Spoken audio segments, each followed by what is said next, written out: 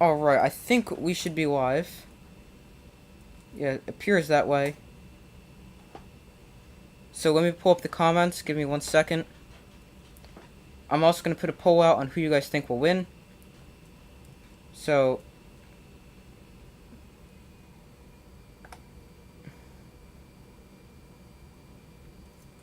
comment if you have a score prediction. Give me 1 second and I'll get the comments up so I can see them.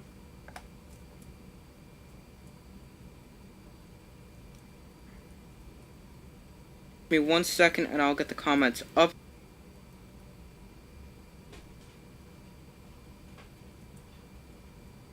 Alright, sorry, my computer's being pretty slow right now.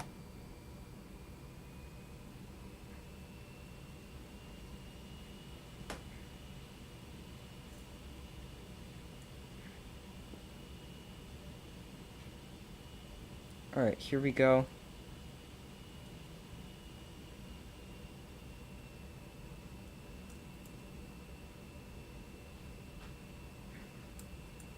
Alright, here we are.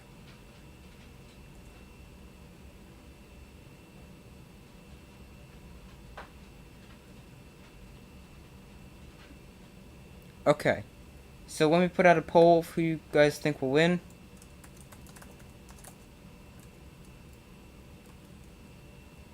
Who will win?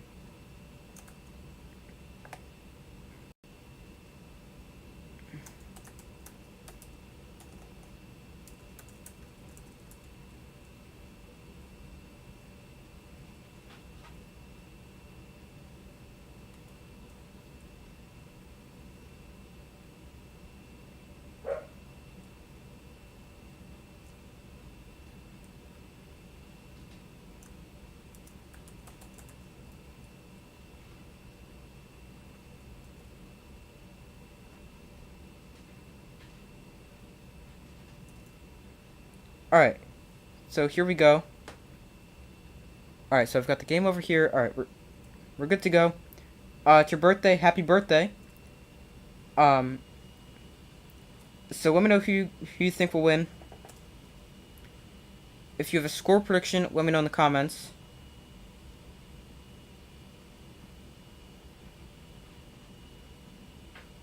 If it's slow, sorry, I don't know why, but my computer for me is being really slow. I just restarted it, so it should be fine. But, so if you have a score prediction, let me know in the comments.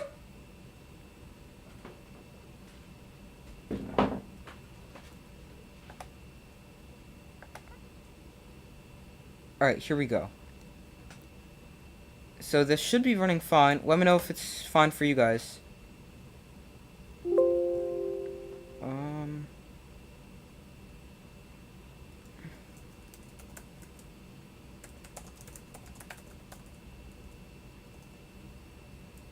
Okay.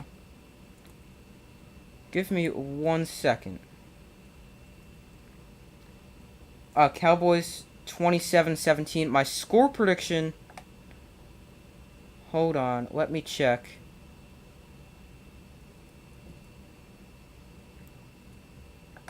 Sorry, again, my computer's being really slow. So let me know if it's being, like, if the stream is lagging a lot for you. It should be okay. I don't know why it's doing this. My score prediction is, I'm checking, give me 1 second. Score prediction, 27-21 Buccaneers. So far, we're split 50-50 on the poll. It's lagging a little, joy. I don't know why it's doing that.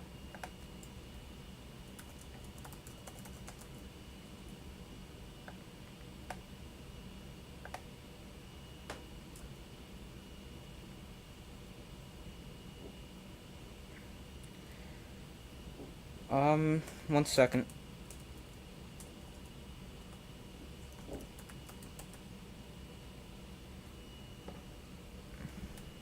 Hold on. Just came disconnected for 1 second. Sorry about that. That might happen from time to time. Maybe that's why.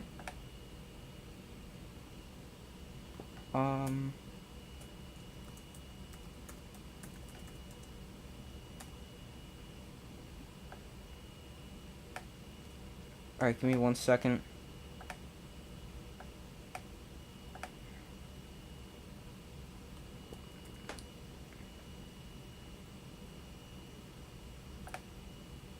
So we got Cowboys 31-28. Alright, that should be doing better now.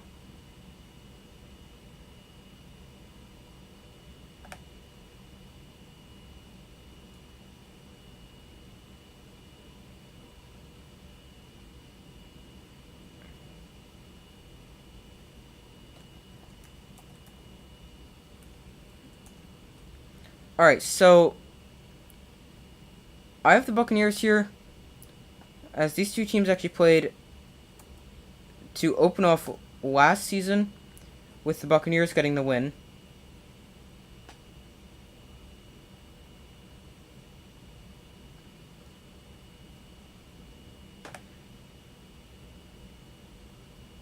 Alright, so let me know if it's better. It should be fine. I don't know why it isn't.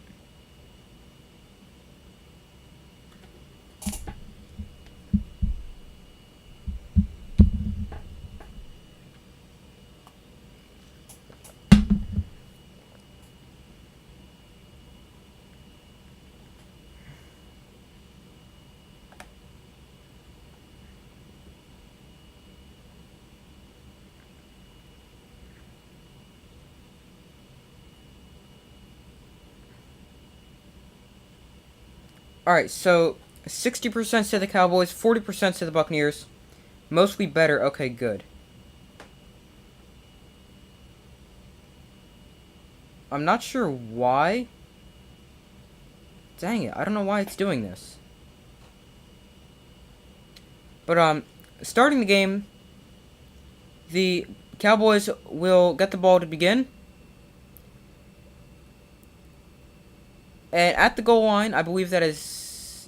Oh, that is Cavante Turpin, their dangerous kick returner. I was going to say Tony Pollard, because he returned kicks last season. And also, let me get the score up.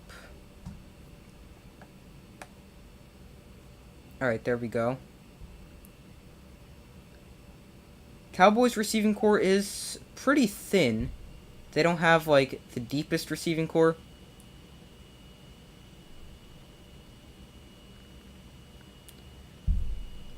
Here is Dak Prescott finds Dalton Schultz on the game's first play from scrimmage. And he gets about 8. I'm also going to pull up the roster.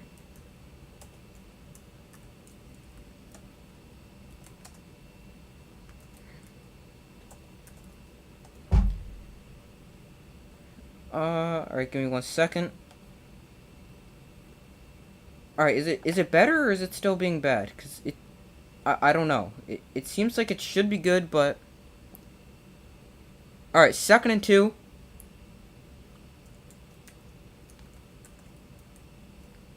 Here is Zeke on his first carry of the game. He gets about 7, maybe 6.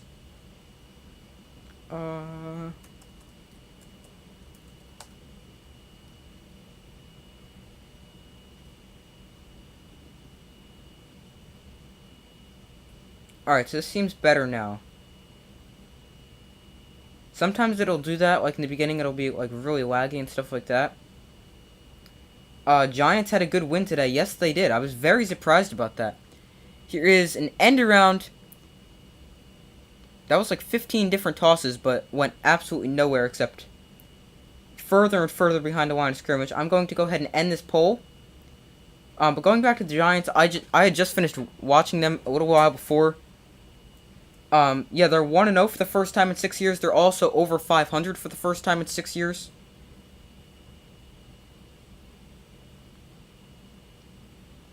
And,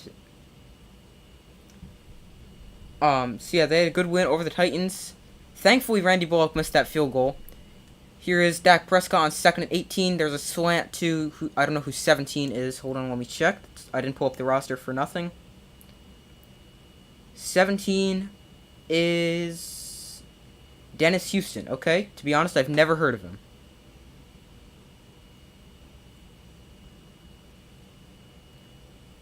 But, the Cowboys receiving core is rather thin. Because you've got Michael Gallup, who I believe is inactive. Hold on, I'll get to that after this play. Here is Dak Prescott to throw over the middle, and he finds CeeDee Lamb for the sliding catch for a first down.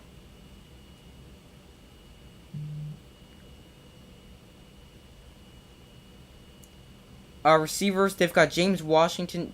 This doesn't include inactive, sorry. Here is a toss running right with Zeke, and he gets about 7, maybe 6, depending on the spot.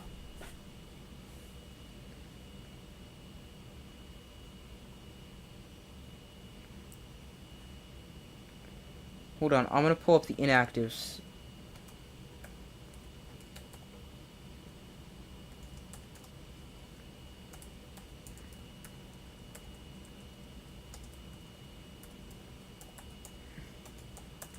Here's Zeke with his third carry of the game, and this time he's going to get a first down. Cowboys, Buccaneers, inactives.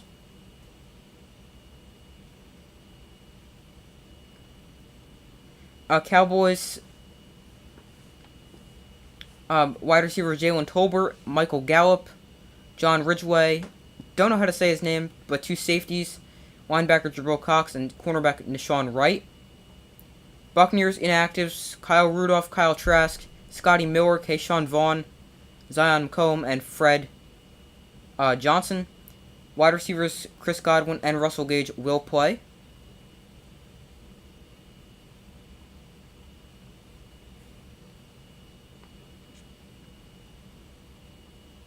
Alright, now it says good connection, or excellent connection actually. So sometimes it'll do that in the beginning, so sorry about that. If there was anything like laggy or slow. 66.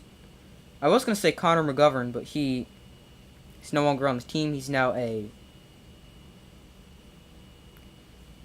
Miami Dolphin. 66 on the Cowboys. It is Connor McGovern.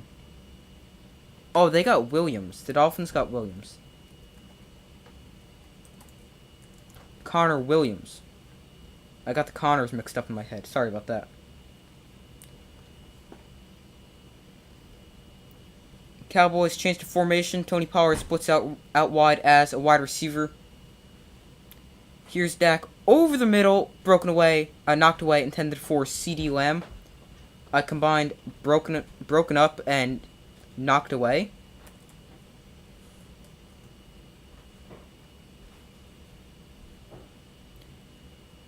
And now we got a 2nd and 10.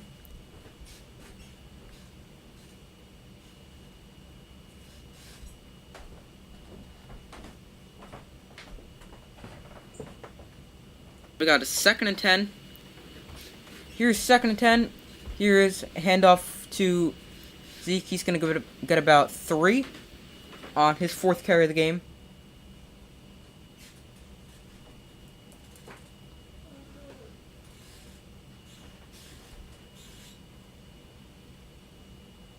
Alright. So 3rd and 8. I would expect a pass here from the Cowboys.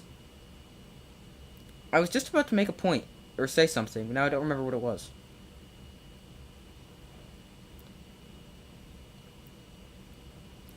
Third and 8, obvious passing situation. Here's Dak Prescott to throw, finds, I don't know who that is, over the middle. 85, that is, who's 85? Noah Brown. I thought it was him, because I saw Brown and I thought, oh, Noah Brown, but I just didn't want to say the wrong name.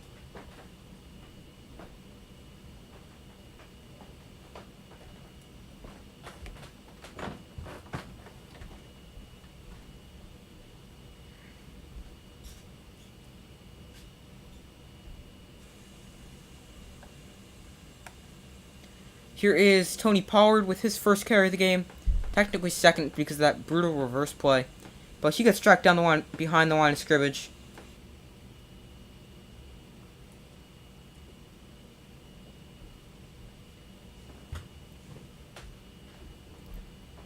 Second and 11. Cowboys still with the ball on the game's first possession.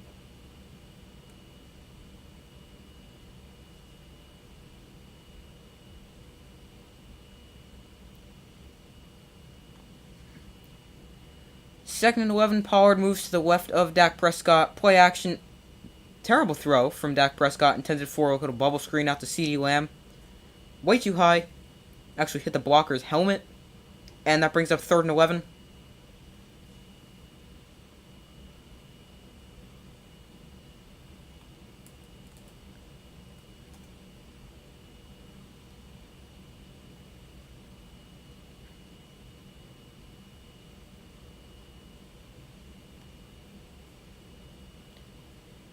So here's third and 11. Dalton Schultz in motion. Here is Dak Prescott. Fires too high, intended for Schultz. And that brings up fourth down. Now, I believe they're actually going to have to kick this way because I don't think they're in field goal range.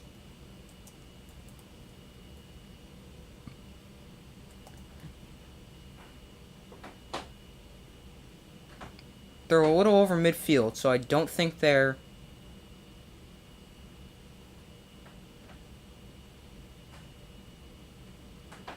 in field goal range.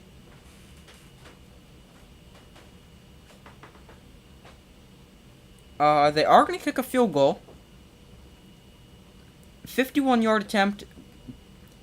Kick, hold, good snap, good hold, and good kick. Good from 60 yards, according to Sunday Night Football kicks, which is something I really like about Sunday Night Football, and I'm glad they added it to Thursday Night Football when they had the season opener on.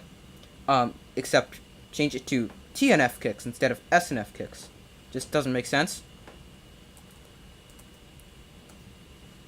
Good overall drive by the Cowboys. No major problems. Dak Prescott did fire too high for a few times.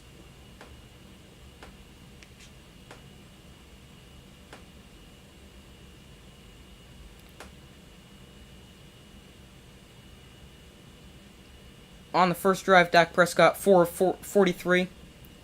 Ezekiel Elliott 4 carries for 20 yards. Pollard 2 carries for -9 yards. CeeDee Lamb, no receivers more than 1 catch. CeeDee Lamb 1 for 16. Dennis Houston 1 for 9. Noah Brown Dennis Houston 1 for 11. Dalton Schultz 1 for 7. Noah Brown 1 for 9.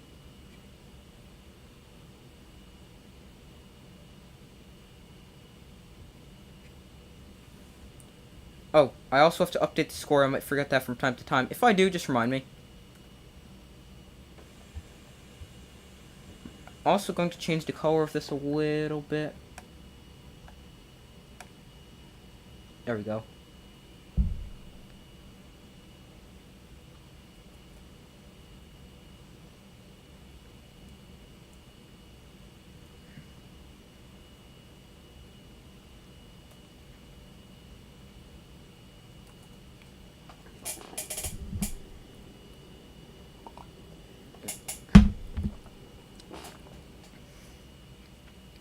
If you guys have any questions, now would be a good time to ask, like during commercial breaks.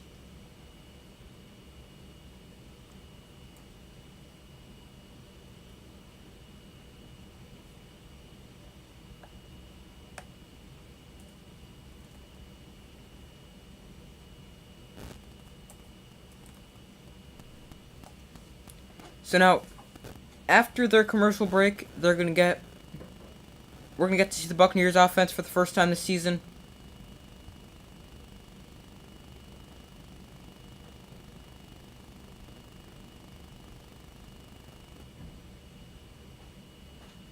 Buccaneers offense for the first time this season.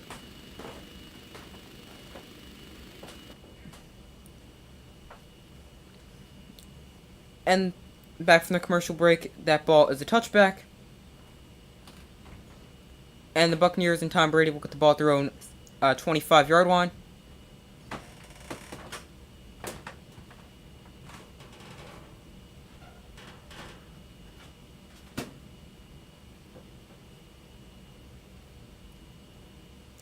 Buccaneers' offensive line is a little banged up. They don't have center Ryan Jensen. Also lost a few players in the offseason, like William Marpet, who retired. They lost another one of their guards. I just don't remember who it is. Here is a false start on the first play.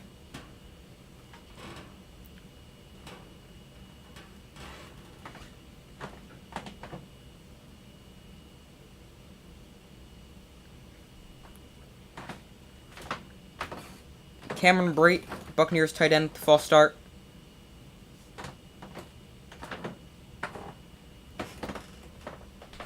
First and 15 before they even run a play.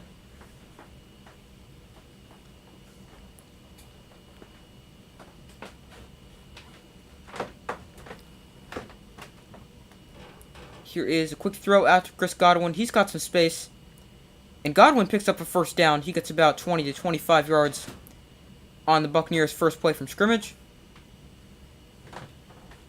I would probably say Chris Godwin was still not 100% after tearing his ACL late in the season last year. It wasn't until, I believe, like week 9 or week 10. Just a quick screen.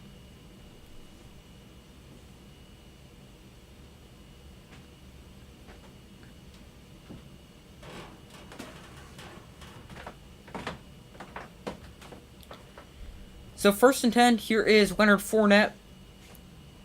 And he stopped after about a gain of 1.5 yards. Maybe they'll give him 2 yards.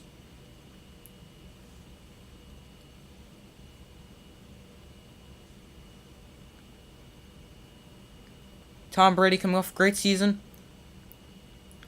5,300 yards, 43 touchdowns, 12 interceptions. Completion percentage of 68. Very good numbers for, 45?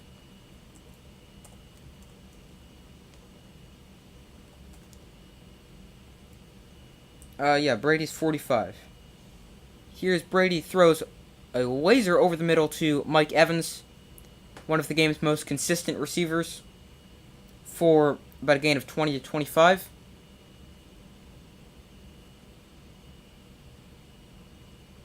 I keep seeing a number 6 on that field, and I'm like, who's that? But I forgot they signed Julio Jones.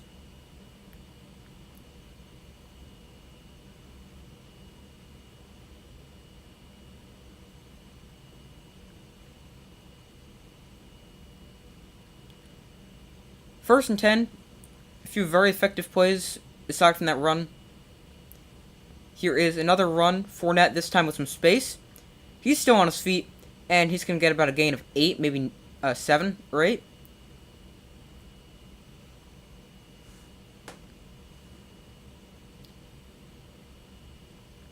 Cowboys defense not looking amazing so far. They lost Randy Gregory in the offseason. They still have Micah Parsons, Trayvon Diggs, although sometimes he can easily get torched in coverage. I would not be surprised to see the Buccaneers wide receivers, because he's a very aggressive corner, maybe run a few double moves. Here's Fournette, this time not going anywhere, getting about 1 yard, maybe 2, depending on the spot.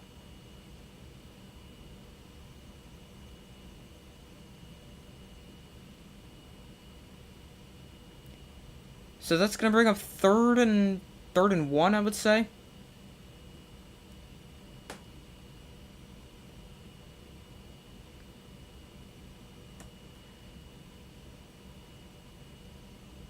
Third and 1 for the Buccaneers offense. First third down of the day. From the Cowboys' 25-yard line. They're going to give it to Fournette, who he gets stopped in the backfield by DeMarcus Lawrence and Leighton Vander Esch. DeMarcus Lawrence got there initially, and the Buccaneers are going to have to settle for a field goal.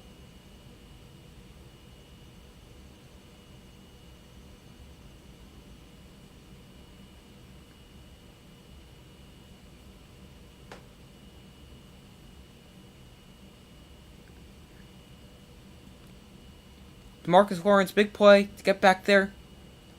Season ago, Ryan Suckup, 25 of 30 on field goals, long of 48. This one is 44 from the right hash. And this one is right down the middle. And the Buccaneers take take the lead away from the Cowboys and make it a tie ball game with 5:05 remaining in the first quarter.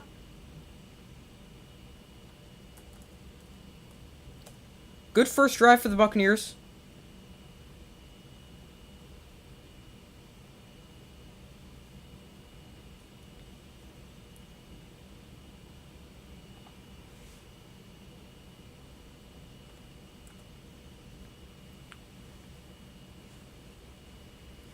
So a good first drive by the Buccaneers there. Obviously, they would have liked to get some more points instead of having to settle for a field goal. But neither team's offensive line is at 100%. Cowboys obviously without left tackle Tyron Smith. Buccaneers without center Ryan Jensen. Plus, they lost a few players in the offseason.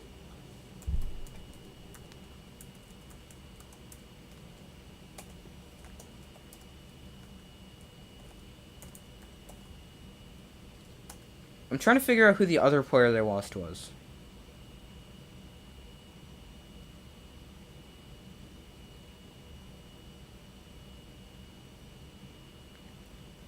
The other player they lost was Lee Marpet and Alex Kappa. That's who it was. I couldn't remember his name. Marpet retired. Kappa went to, I believe it was the Browns.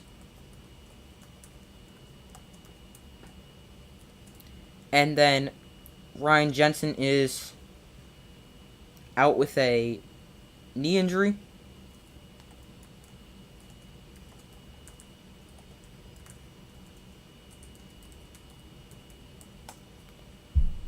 He has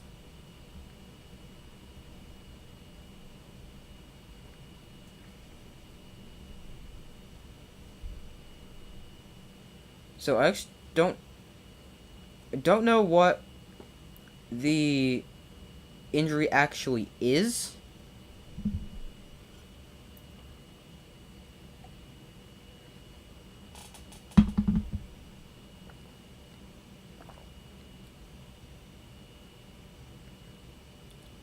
I don't really think they specified the injury. It just says significant knee injury.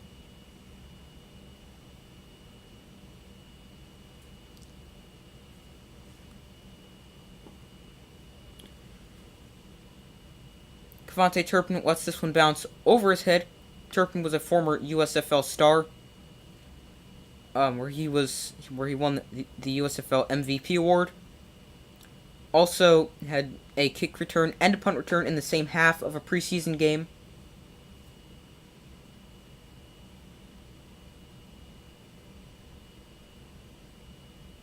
Michael Gallup, James Washington, two key receivers, inactive.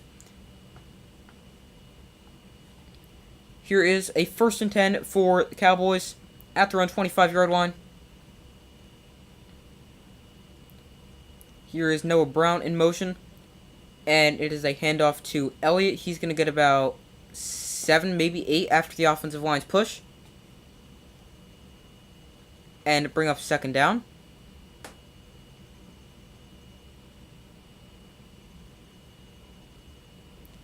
That's going to bring up 2nd and let's see what they're going to mark this as. I would say 2nd and 3. Yep, it is 2nd and 3. 4:40 left in the first quarter.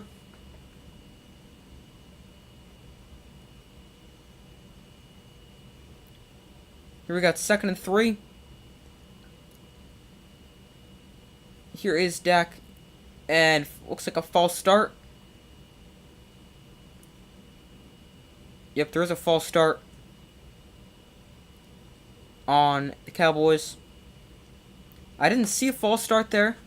It is on right tackle Terrence Steele, or at least I think that's what his name is. Yeah, Terrence Steele.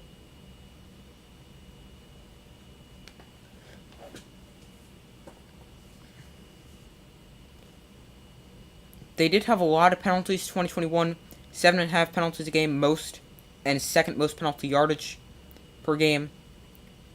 So not a very disciplined team. Fake toss. Here's Dak. He throws tipped and intercepted. No, not intercepted. Sorry. Tipped by Lavonte David into the air. Someone made a diving attempt at it. I don't know who it was, but they were unable to come down with it. Fake toss, then trying to fit it into CD Lamb. I thought whoever 35 is. Who's 35? That is Jamel Dean. I thought he dove and picked it, but he dove and it fell just in front of him. Here's Dak on 3rd and 8. Under pressure, and he was looking for Dalton Schultz, but Schultz was like standing on top of him because he had like a delayed route where he started to block and then go out. Also, I'm not sure what kind of throw that was from Dak. It looked like, oh, his arm got hit from Akeem Hicks as he went to go throw that one, which made him just kind of throw it straight into the ground. So 4th and 8, and the Cowboys will punt it away. No. Hold on. Are they reviewing something?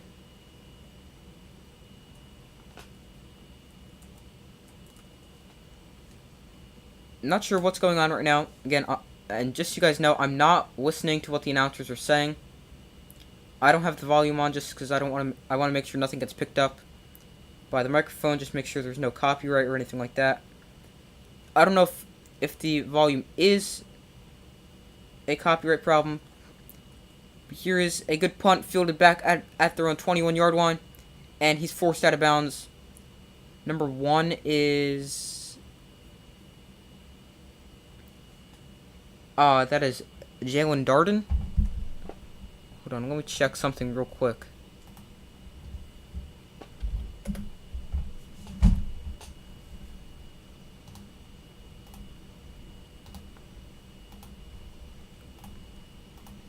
So, very uneventful drive there for the Cowboys. I believe it was a 3 and out. Yep, 3 and out. 3 plays, 2 yards.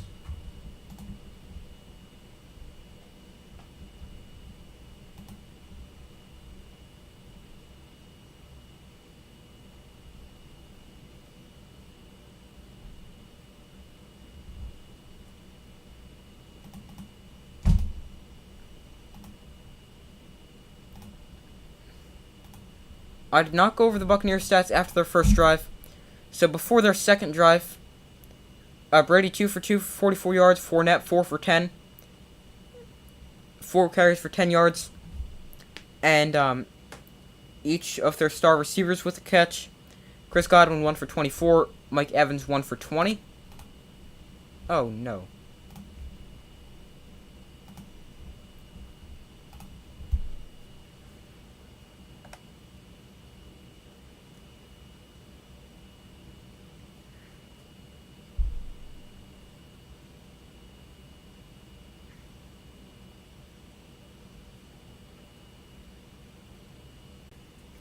Oh no, sorry, came disconnected for 1 second.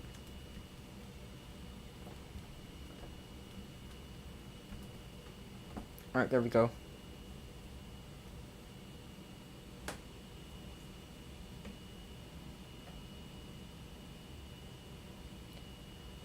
So 3-3 with how much time's remaining in the first quarter? Hold on, let me check.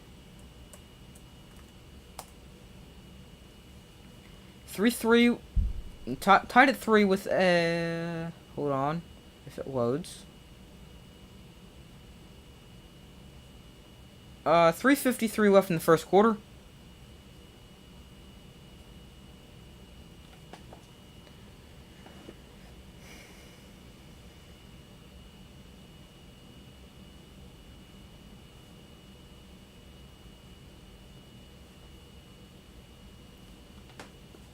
So now we got Brady and the Buccaneers offense on the field for the second time.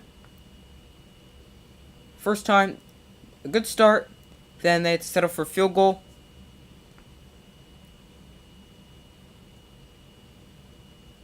Here is Brady to throw. He fires to the left sideline, and there is Keenan Allen. Not Keenan Allen, sorry. Mike Evans. I don't know why I said Keenan Allen. working against Trayvon Diggs. So he gets his second catch of the game, and that brings up another first down. It was a 19-yard completion. Brady winds up in the shotgun formation with Fournette to his right. Here's a quick throw to Julio Jones. His first catch as a Buccaneer, he gets about 7.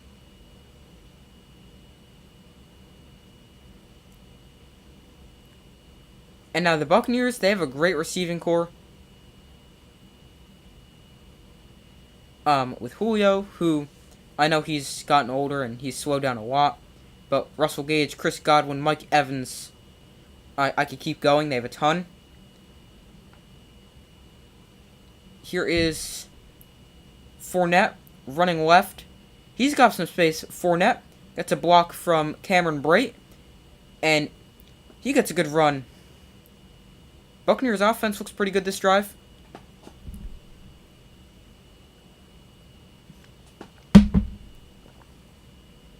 Pulled the right guard. Came around and got a big block on Trayvon Diggs. Micah Parsons was able to track down Fournette from behind, who isn't the fastest guy, but he's a good overall running back. I believe I ranked him like number 19 or 20 of my top 20 running backs. He was drafted 4th overall by the Jaguars. Fournette leaves the backfield and splits out wide as a wide receiver. Here's Brady. He throws over the middle, but too high, intended for Mike Evans. And that's Tom Brady's first incompletion of the day, and brings up 2nd and 10.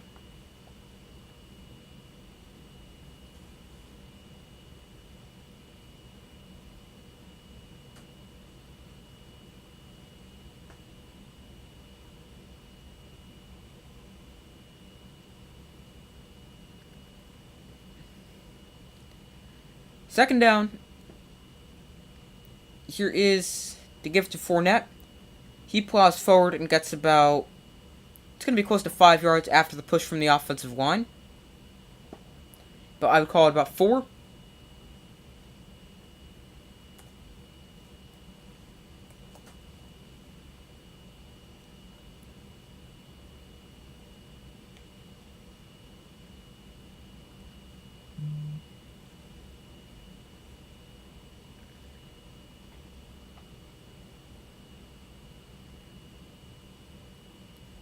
Here's 3rd and 5.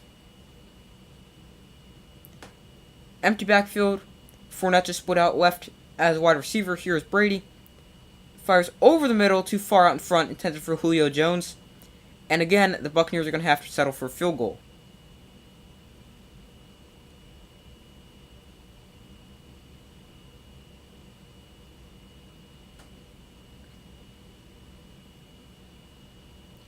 He had a step on corner Anthony Brown there. Brady just led him a little too far out in front.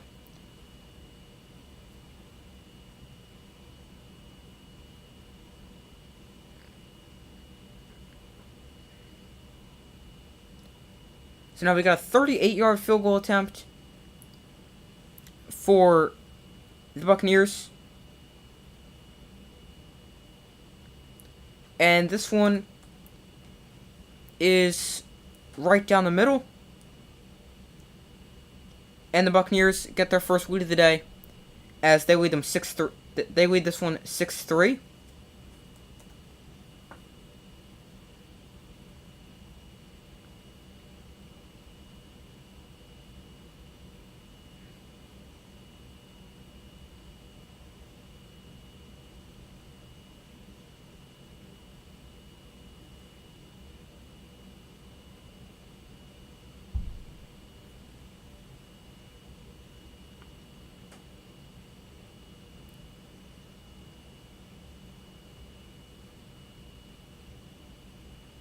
Hold on, give me 1 second. I just accidentally did something I didn't want to do. Okay, here we are.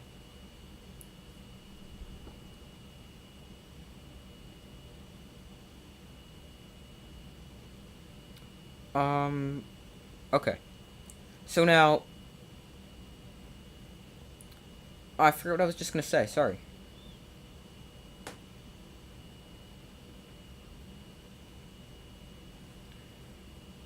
But each offense with some missed opportunities. Quarterbacks have each missed a few throws. But overall, they look decent. I would say the offenses have looked better than the defenses have, just because both offenses have looked really good.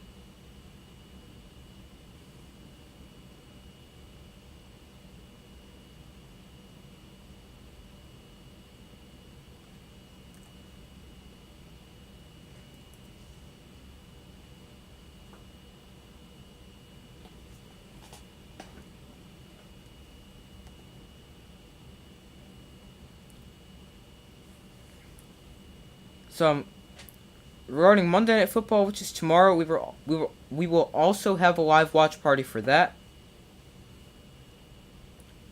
So it'll be this exact same thing, except two different teams playing, with the Broncos and the Seahawks with Russell Wilson's revenge game.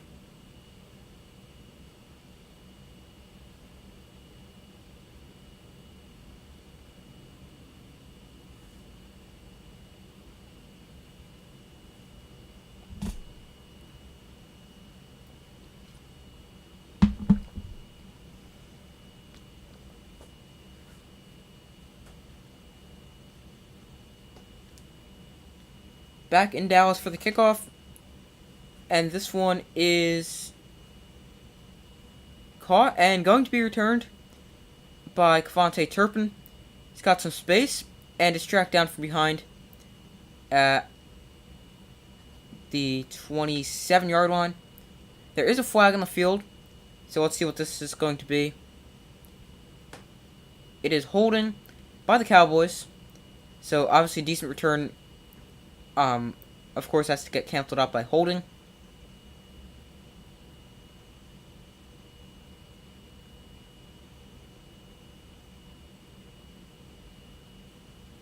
Oh my, Dak Prescott was part of a not-so-great quarterback class. Jared Goff, Carson Wentz, Christian Hackenberg, Paxton Lynch, a few others. They took it away before I could read them all. Here is Tony Pollard with his first positive run of the game, which is like a yard. I am interested to see how the Cowboys split their running back usage this game and this season, because they have two good running backs that could easily start for multiple teams. Like Tony Pollard could be a starter for probably half the teams in the NFL. And Zeke could also be a starter for most of the teams. Here is Dak Prescott to throw. He fires quickly over the middle. There is Dalton Schultz. He gets about 5 to bring up 3rd and 4.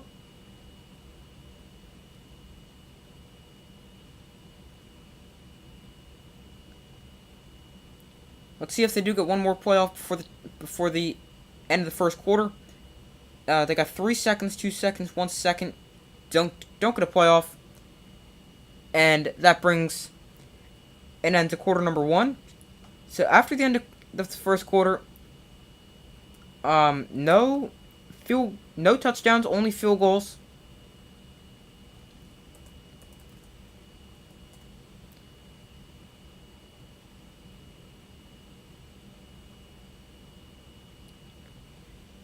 So the defenses have kind of been in like a bend don't break type mode, so where once you get into field goal range, they're pretty good, and they don't give up any points or any touchdowns, I should say, as they've definitely given up some points.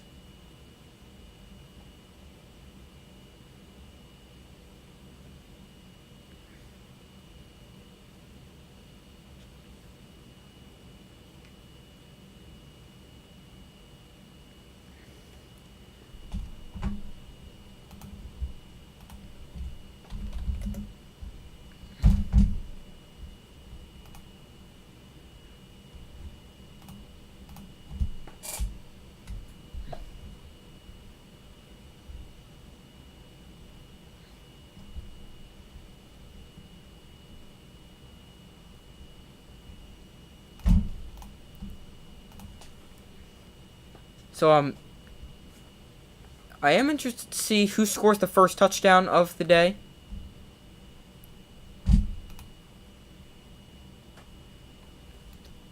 As I have this game being rather high scoring, not necessarily like hideously high scoring, but sometime from like, not like it's gonna go be like 50-49, but like I have it being, I forgot what I said the score was before. But like, I don't know, I think I said 27-21. So not like insanely high scoring, but I mean rather high scoring, so it's not gonna be like, oh, you know, like, what are we on pace for? Hold on, let me do some math. So it's not gonna be like 24-12.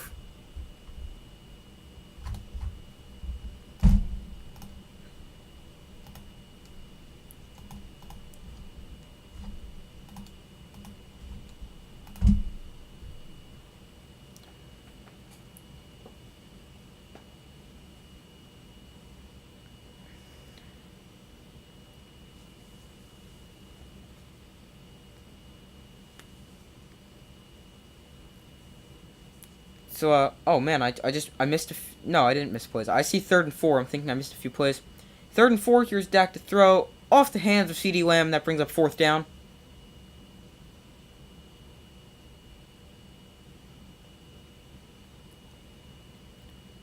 Hit him right in the hands, just could not haul it in. And the Cowboys will be forced to punt.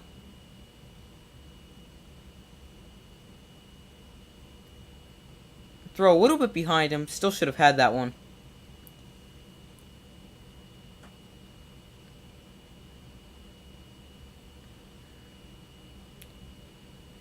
And the Cowboys will punt it away from the own 5. I forgot what his punter's name is.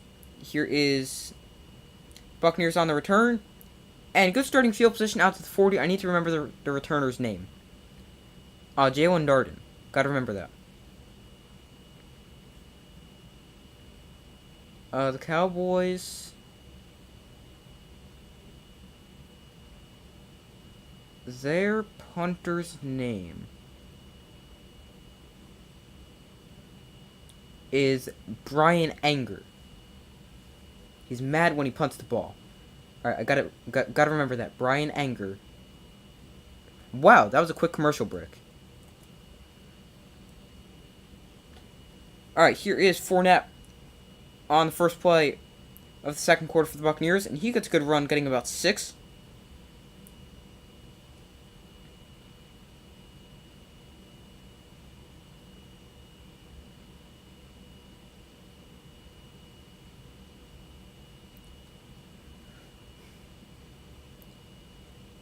So after the good run on first down, let's see what the Buccaneers go to here.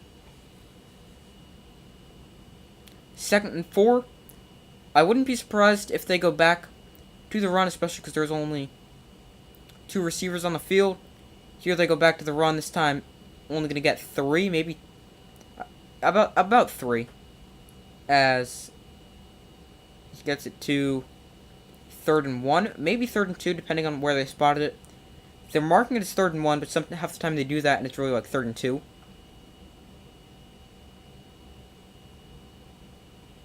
It's definitely not like 3rd and a full. It's definitely more than 3rd and a full yard. It's maybe 3rd and. Here is an end around to Julio Jones, or a jet sweep technically, and he gets a first down.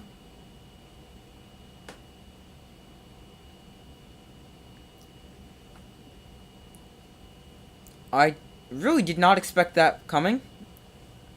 Because, I mean, Julio Jones hasn't really ran the ball a lot in his career. And isn't necessarily the guy who you think of that's very dangerous with the ball in his hands. But, I mean, I guess they tried to do that.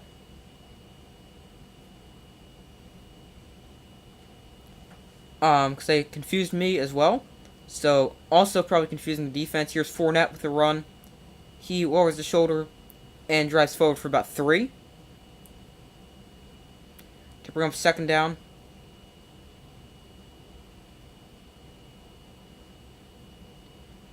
Second and 7 for the Buccaneers. I would expect a quick pass here.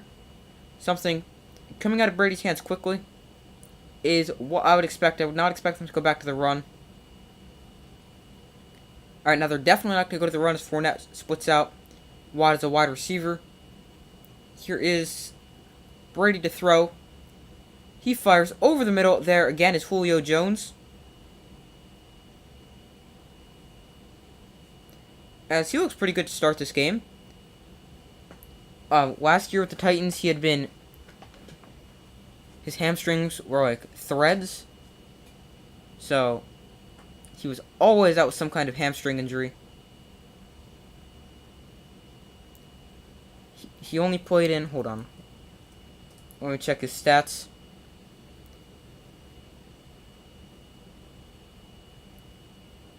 Here is Fournette. This time he's going nowhere. DeMarcus Lawrence, second tackle for loss, as he stops Fournette in his tracks.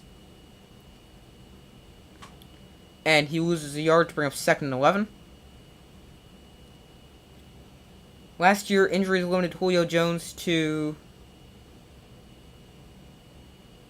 just 31 catches, 434 yards, a touchdown on 10 games.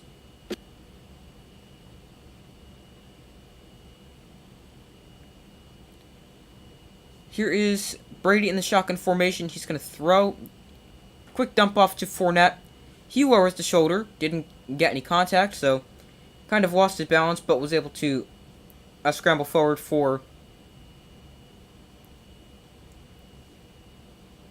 about a gain of 6. Hi, how are you?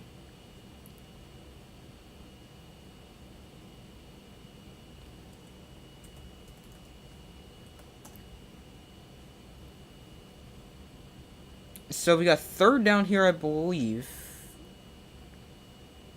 First, they're showing Micah Parsons, a do-it-all linebacker. 3rd and 2.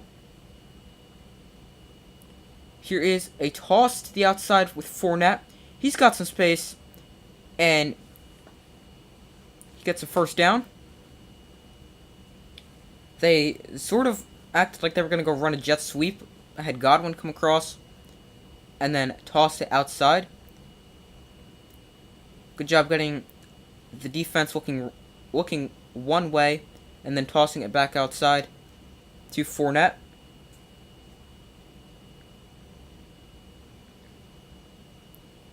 Fort Wayne and Vander Esch shoved him out. As I show the head coaches, I do remember Todd Bowles is now the Buccaneers head coach. Bruce Arians took over somewhere in the front office. Here is 29. I don't know who that is.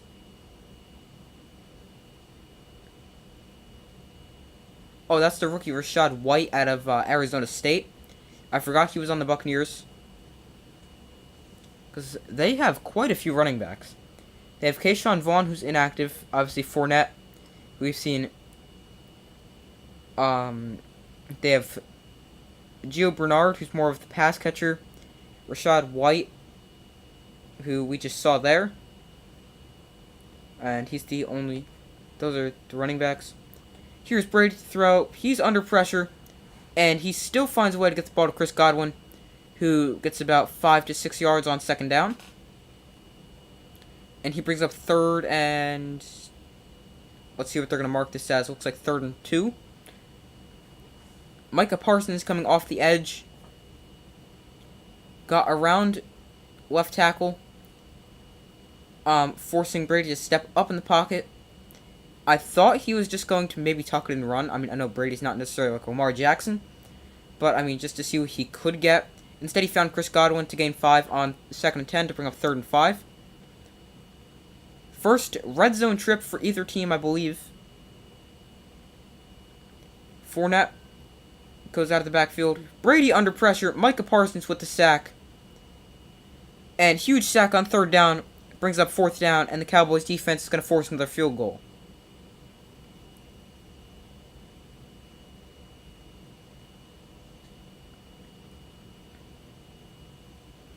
Parsons again coming off the edge, working on left tackle Donovan Smith.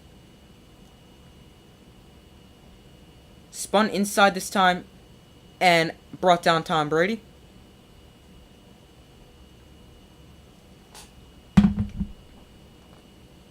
He is definitely a superstar already. He can do it all. Rush the passer, play in coverage, he could do everything. 4th and 15, lost a 10 there on the sack. There is an injured Buccaneer down. That is... Don't know, they took it away. Okay. An offensive lineman was injured, so hopefully he's okay. I couldn't tell who it was. I thought it was 70-something. So potentially center Robert Hainsey. Let me see who it is.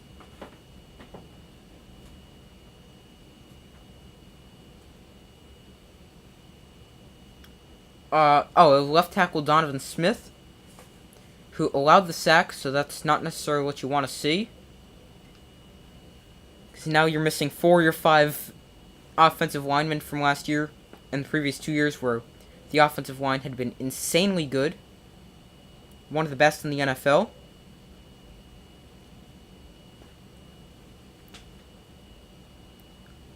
Now the only remaining player that's currently on the field from last year is right tackle. I can't remember his name right now. Hold on, I'll remember it. Tristan Wirfs. That's it.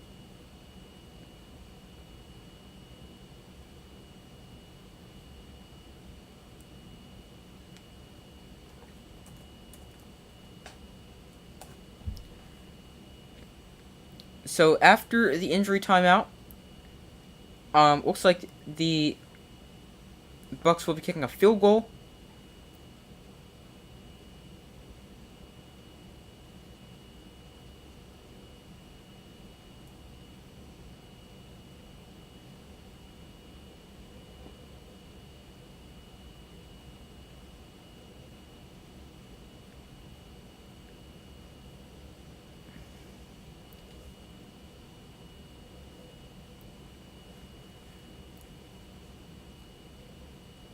Week 1 of the NFL season was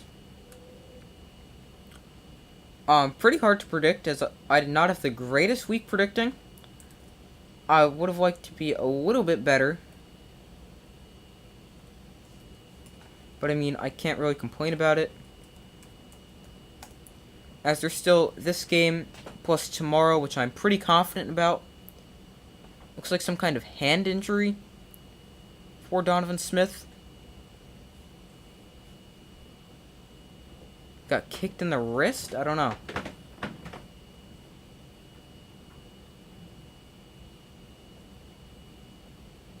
Kicked in the arm, maybe? I'm not really sure what the injury is there.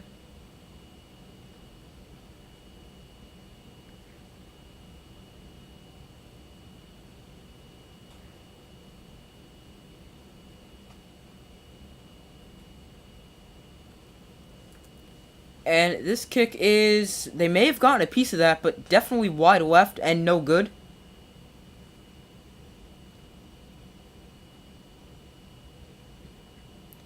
It looks like a very wobbly kick. The Cowboys might have gotten a piece of that.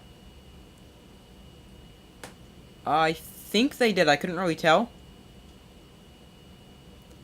They show it again.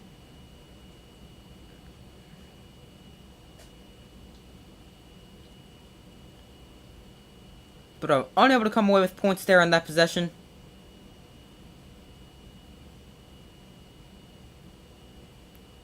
So great job by the Cowboys defense, and now they take over at their own 30-yard line.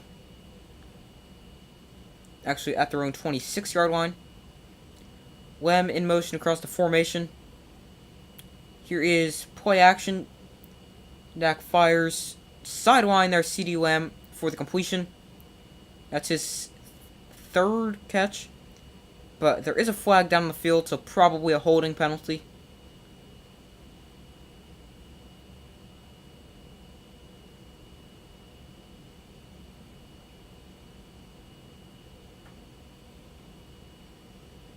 It is not holding. It is pass interference. on CeeDee Lamb. A penalty you don't see that often. Offensive pass interference. Working on Antoine Winfield Jr. Yeah, just kind of ran him over. You could definitely call that.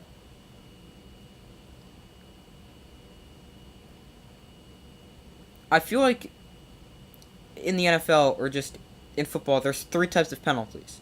There's, well, I'll say it after this play here. Zeke, he lowers the shoulder and gets about 6 yards. Bring up 2nd and 9. But I feel like there's either, oh yeah, that's a good call, or yeah, I could kind of see that, or what, that's a terrible call. There's 3 different reactions you could have to penalties. Here's Dak Prescott fires and finds Houston for a gain of 4.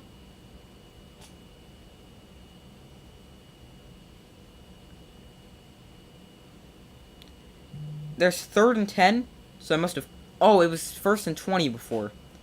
I thought it was 1st and 15, but here's 3rd and 10.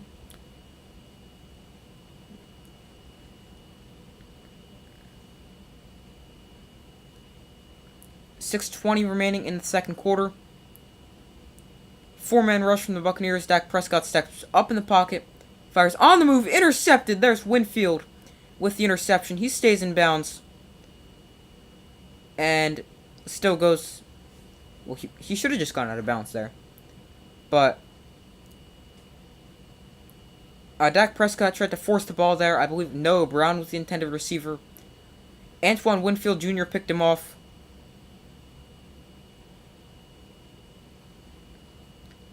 And let's see here. He was looking for. Yep, Noah Brown was the intended receiver. Antoine Winfield Jr. was on the outside. No, he was on the inside. The outside corner came over. Either way, that was getting picked. If that somehow got past Winfield, Carlton Davis, the corner, number 24, he was definitely getting to that. Just an example of Dak Prescott trying to force the ball there. I feel like that wasn't a terrible decision there to go to Brown. Just from the camera angle, you couldn't see Carlton Davis. Here's Julio on another jet sweep. Gets the edge here and gets about 10. But what was I saying? Oh, I didn't think that was necessarily the wrong read there. I mean, I didn't see the entire field, but it seemed like it was going to be a pretty open play because it looked like he was on an out route, but I just didn't see the corner over on the outside. Here's Fournette. He bounces it outside, lowers the shoulder, and gets inside the 5-yard line.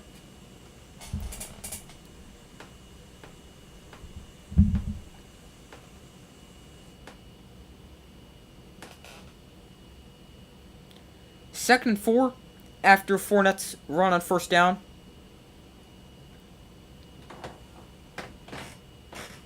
Leonard Fournette, 12 carries, 59 yards so far.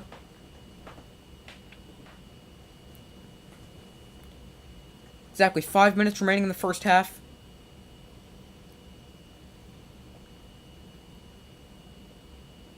Number 41 comes in as the fullback. I don't know who he is. Fournette, nowhere to go here. So he gets maybe a yard. I'll say about a yard. Really no running room there.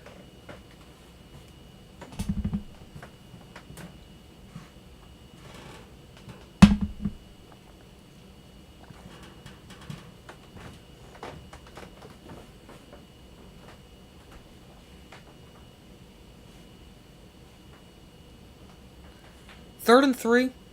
You could run the ball here, but I would throw the ball and I would go with the aggressive call. I mean, you have to get a first down inside the 1, but I'm throwing this ball in the end zone.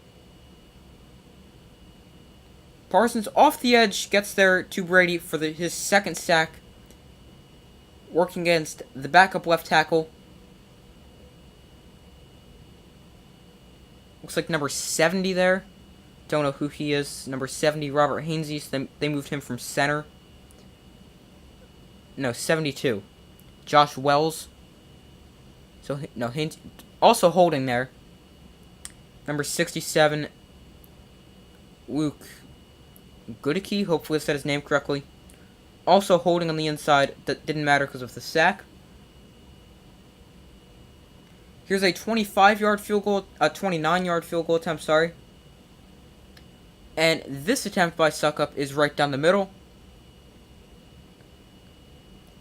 And the Buccaneers take the 9-3 lead. All field goals so far.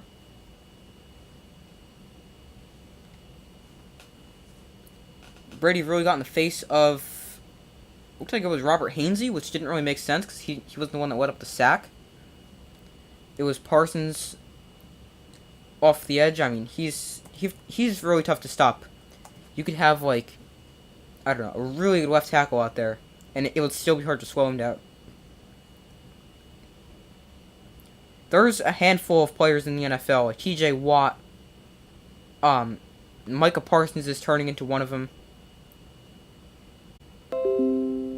Okay, there we go. Oh no. Hold on, sorry about that. Having technical difficulties at the moment. Alright, should be better. There we go. Much better.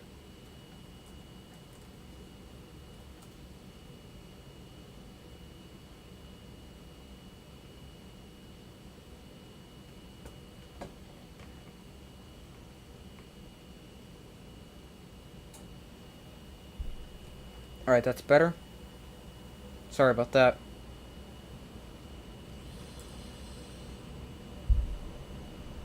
But 9-3 lead for the Buccaneers.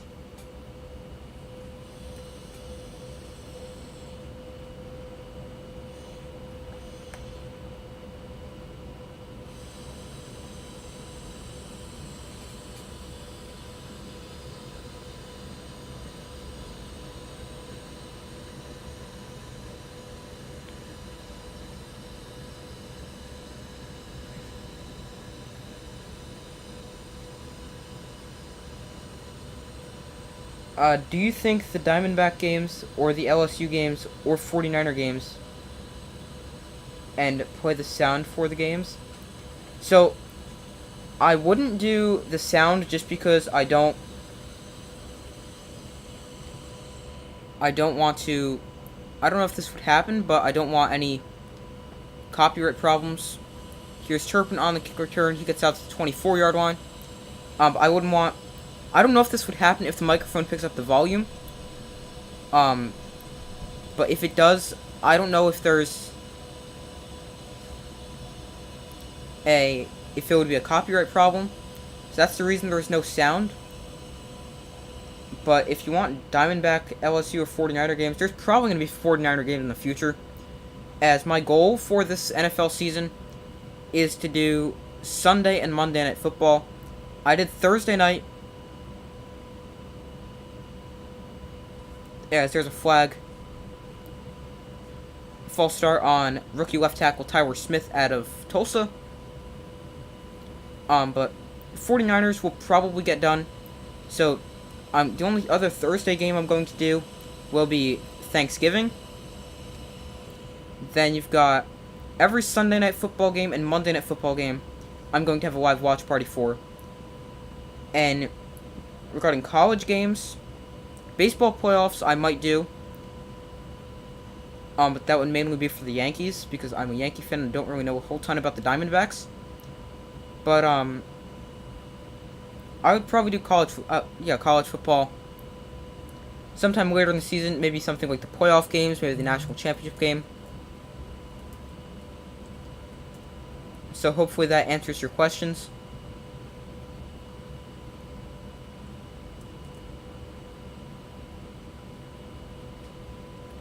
Second and 9. Here is Dak Prescott. He's going to keep it. Dak Prescott with space, and he gets a run of about 11, maybe 12 yards there. I thought he was going to go pitch it to the man that traveled with him, and that was Kevontae Turpin, the dangerous kick returner, who also is a wide receiver. Had like a little speed option, power option there. Dak decided to keep himself there. College baseball, I'm not really a big college baseball fan. So, over the middle, intended for Noah Brown, knocked away. Good coverage there by Carlton Davis.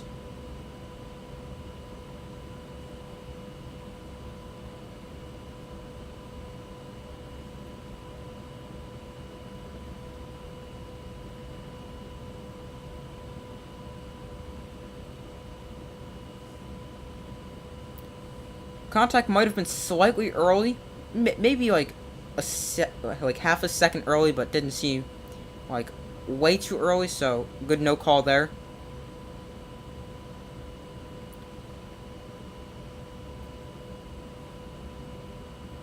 Here is Dak Prescott, fires over the middle, fitting it into a very tight window. It got through the window, intended for CeeDee Lamb, just was not caught by Lamb. Very tight window to fit that ball into. Also, very good coverage by Jamel Dean there. Looks like he might have had his arm wrapped around Lamb.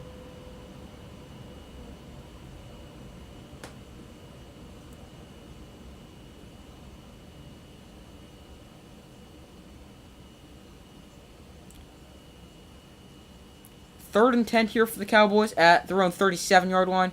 Here's Dak Prescott, deep drop. Almost intercepted. Hit as he threw by Shaq Barrett. And that brings up fourth down. And that should also be the 2-minute warning, as there is a minute 56 remaining in the first half.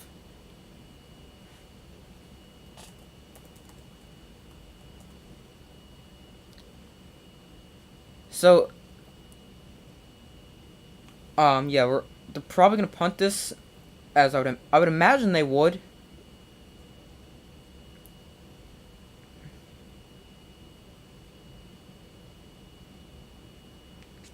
So yeah, let's say they punt it, then the Buccaneers are gonna get the ball. I would say at about their own. Let's say it's like a 50-yard, maybe 55-yard punt. Let's say 50-yard punt, just to make it easy. So, they'd get the ball back with about a minute,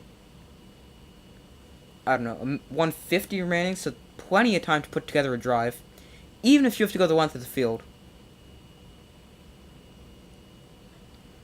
So, if I'm the Buccaneers here, I want to put together a drive, get maybe 16-3 lead at the half. That seems pretty fair. No, it would be 16-3. Well, you could make it 17-3 by going for 2, which I would also consider doing, if my math is correct. For some reason, it doesn't seem correct. Hold on. 9 plus 7. No, 16. Okay. And if you go for 2, you'd make that if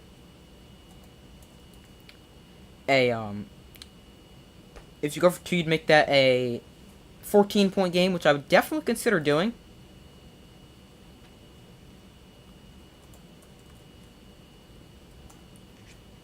So, I don't think I would, but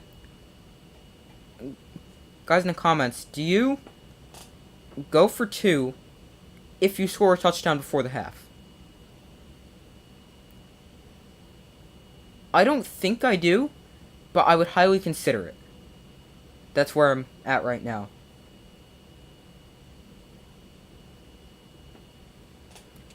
I don't think I do. I mean, maybe if my offense is moving the ball really well, maybe I do, but I don't think I go for 2.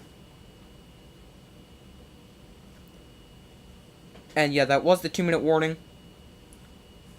Shaq Barrett lined up on rookie left tackle Tyler Smith. 2, no way. Don't chase the point early, especially when the team's leading. Okay. Here is a punt, going to be a good punt, and it is down at the 10-yard line with a minute 46 remaining, so plenty of time for Brady and the Buccaneers offense. And they go to another commercial break. That is something that annoys me with football games and commercials. Is so it'll be like a touchdown. Between the touchdown and extra point. No. Between the extra point and kickoff, they'll go to a commercial break. Then between the kickoff and before the team runs their first scrimmage play, it's another commercial break. That's something that really drives me insane.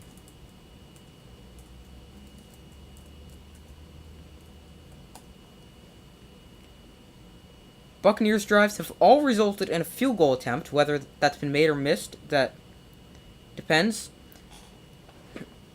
The first time they'd have made field goal, the second time they'd have made field goal, third time missed field goal, then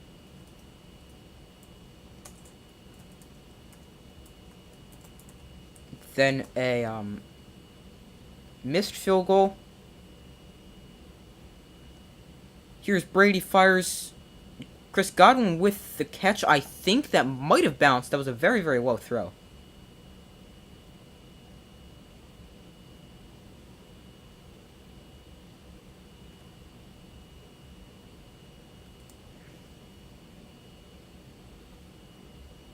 Chris Godwin also looks like to have a slight limp on the sideline, so hopefully he's okay.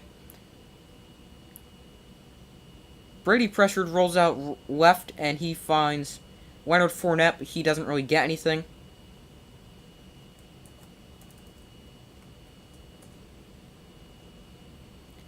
But regarding going for two, yeah, I would agree with you, especially in the first half. If it's in the second half, I might say yeah, go for two, but when you bring up that point, it's early, and you're also in the lead. You'd be winning by 13 there. I would agree, and I've convinced myself don't go for two. 1:02 remaining. Now a minute flat in the half. Brady winds up, takes a deep shot downfield, looking for Julio. Did he catch that? That might have. I thought I might have seen that bounce, but what a catch by Julio Jones there. He gets up slowly, but seems to be okay. 1-on-1 on the outside, it looked like. Yep, 1-on-1 on the outside. Julio Jones get the one, quickly snap that to no review, gain of 48 there. Now Brady takes a shot down the other sideline, knocked away.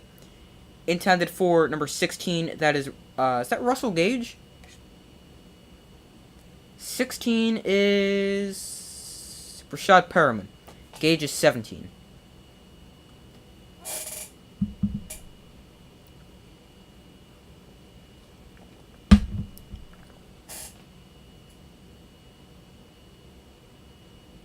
They're showing the Julio catch again. It seemed like the ball came up a little wobbly, but good job to get there and snap the ball quickly. Fournette on the replay, he also did a great job helping on Micah Parsons. Here is Brady, was going to throw over the middle. Further down the field, instead throws at the feet of Cameron Brate. And it is 3rd and 10, another drive in danger of stalling and having to settle for a field goal.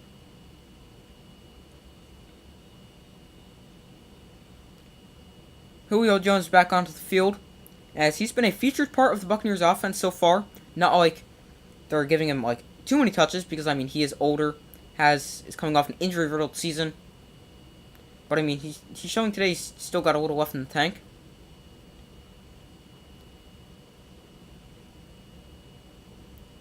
Third and 10. Here's Brady to throw. Deep drop. He fires just too high, intended for, I believe that was again Rashad Perriman. And the Buccaneers are going to have to settle for another field goal.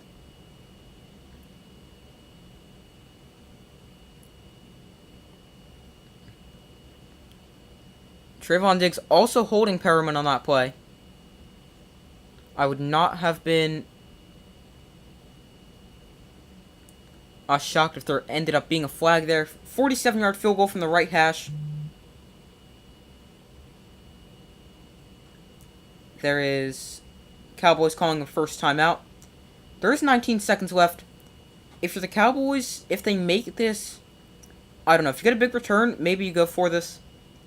Not like, go for it, but like, go try to put together something to get into field goal range.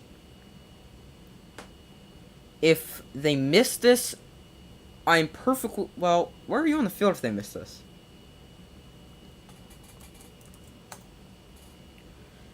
Hold on. Let me check where they are in the field. Because if you're on the field and you're like...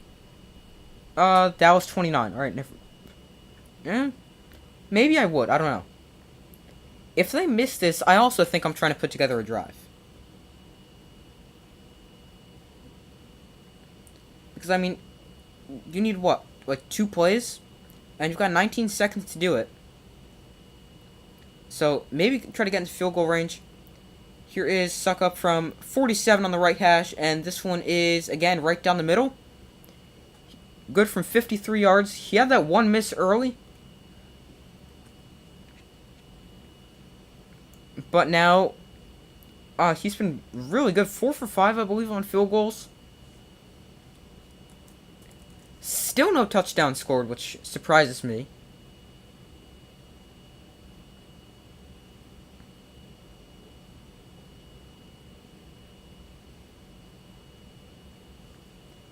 But we'll get to like 24. We'll get to like 24-18, all because of field goals at the rate this game's going.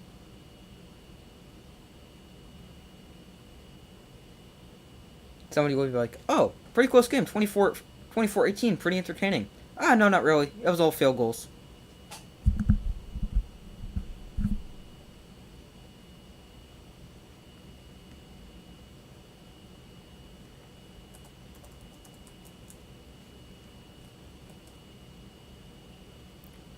So now, if I'm the Cowboys, if I get a big return, I try to put a drive together. If not, I'm content to just sit on this and take it to the half.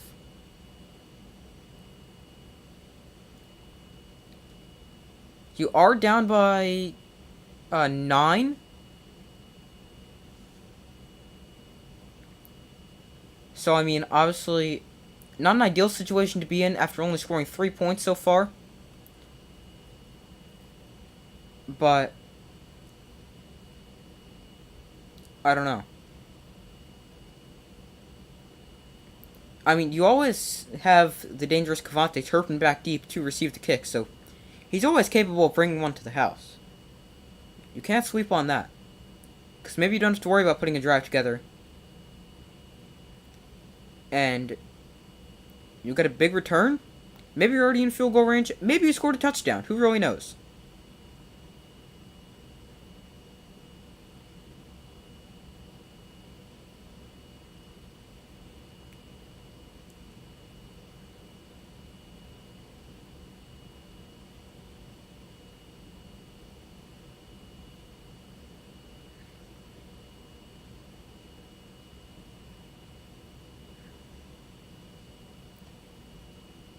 So 12-3 is the current score. 14 seconds remaining in the half.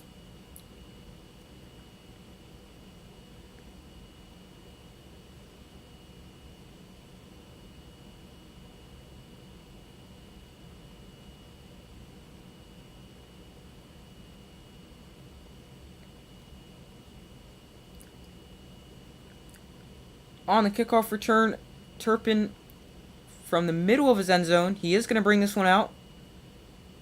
Cuts it right. Not a very good return. He got slowed down. And now, not ideal starting field position inside their own 20. So, if I'm the Cowboys, maybe I throw like a pass 20 yards downfield. You have 2 timeouts, so maybe if it's caught, I don't know. But if it's caught, then you bring this to and take another shot at the end zone. I really don't know. And it looks like they're just going to take a knee. Okay. That's what I would do in this situation as well. And that brings us to halftime. So 12-3 to have. Very interesting game. Only field goals. Not the most exciting.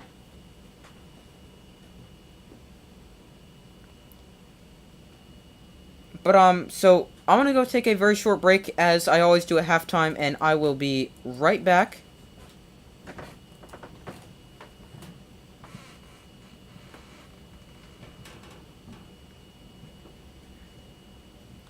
So I'm gonna go take a very, very short break, and I will be right back. So, give me 1 second just to get... Oh, no.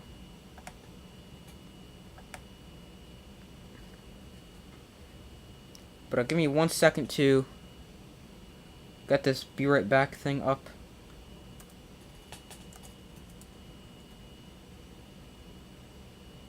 So, hold on, give me 1 second.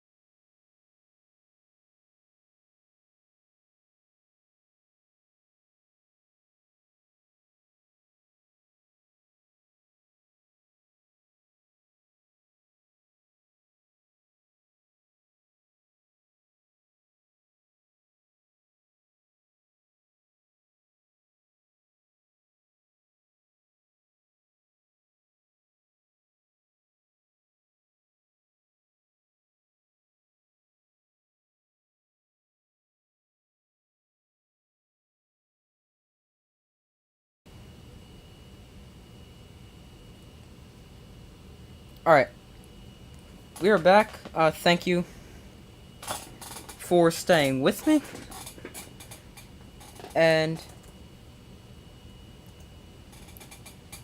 so, neither offense able to score a touchdown in the first half. Am rather shocked about that. Micah Parsons has had a good game. 2 sacks. Let me pull up the stats really quickly.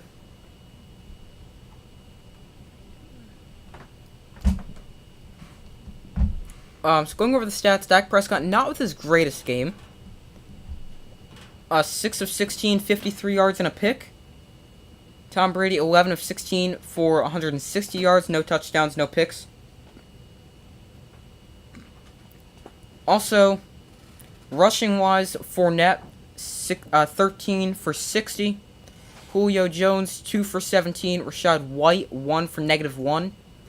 Receiving for the Buccaneers, Julio Jones, 3 for 69 on 4 targets. Mike Evans, 2 for 39 on 3 targets. Godwin, 3 for 35 on 3 targets. Fournette, 2 for 10. Cameron Brate, 1 for 7. Rashad Perriman, no catches on 2 targets. Rushing-wise, for the Cowboys, 6 carries, 32 yards for Zeke. 2 for 11 for Dak Prescott and Tony Pollard. 4 carries, -2 yards.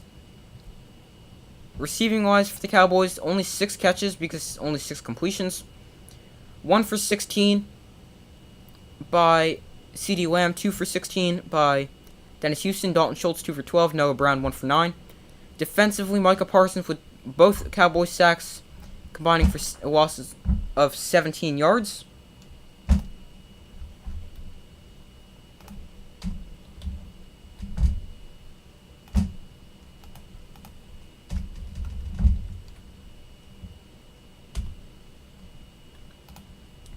Oh, I also forgot to put a poll out who will win. So,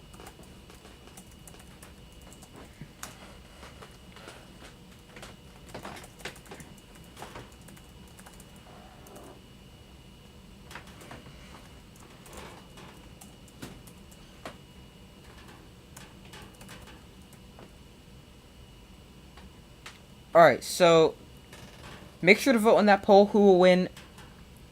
Buccaneers up 12-3 at the half. Very weird score.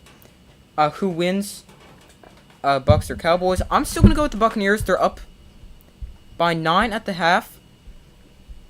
And I'm going to go with them again. I don't necessarily think it'll be 27-21 just because of how weird of a score we've had so far.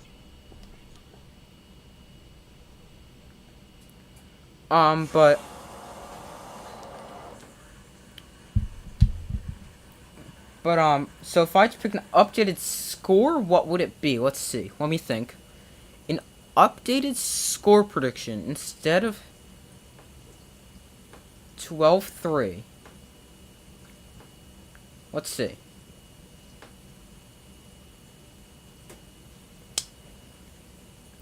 I would have to go.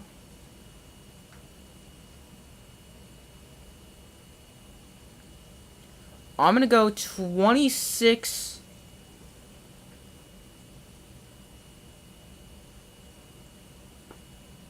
Buccaneers 26, Cowboys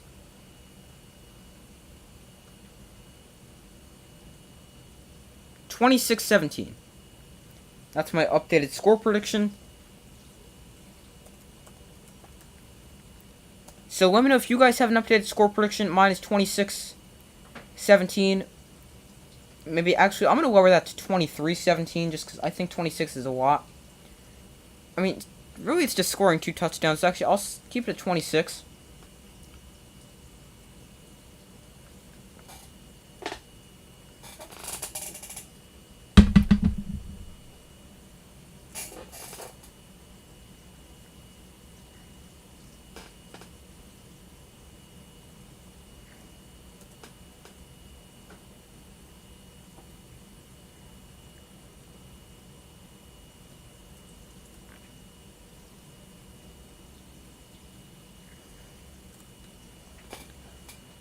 So, I was just going to say something. I don't remember what I was going to say.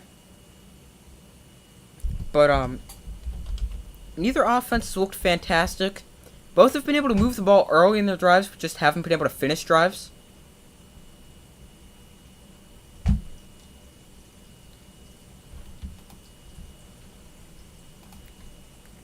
So, they've had a good start to a lot of drives, obviously, except for the Dak Prescott interception. But, with the defenses, they've looked pretty good to keep holding teams to field goals, as shockingly still no touchdowns have been scored. So make sure to vote on that poll for who you guys think will win, with the Buccaneers up 12-3 at the half. If you have an updated score prediction, let me know in the comments.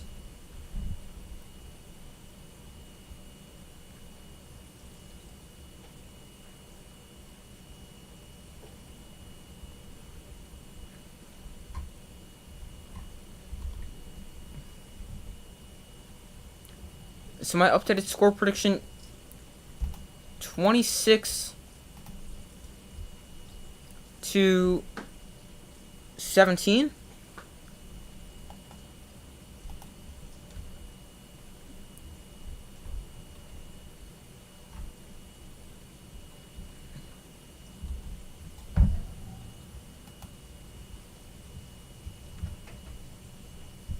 So now, beginning the second half, hold on, let me change this to quarter 3.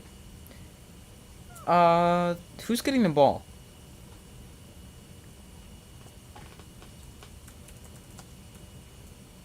Quarter 3, I don't know who gets the ball.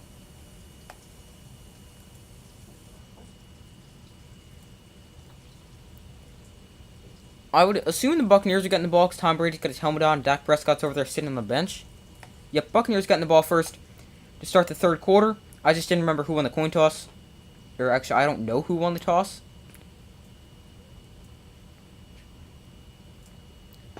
And there's a touchback, as I'll leave this poll up for another few minutes. Make sure to vote on it. So far, everyone has said the Buccaneers.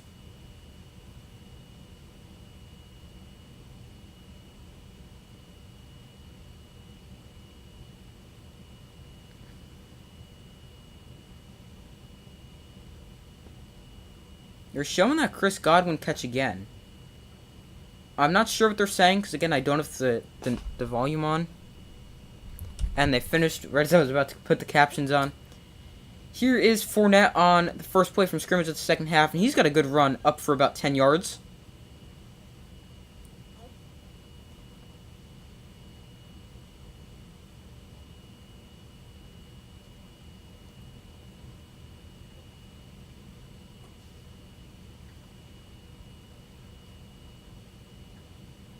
Fournette, good run to open up the second half for the Buccaneers.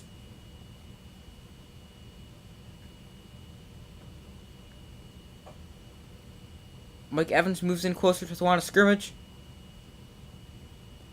Same thing with Rashad Perriman. Sorry, not the line of scrimmage, to the offensive line. This time, Fournette nowhere to go. I thought he almost lost the ball there. It seemed like he almost did. But this time only 2 yards, and that brings up 2nd and 8. This is something to watch for. Does Micah Parsons' big game continue? He's already at 2 sacks.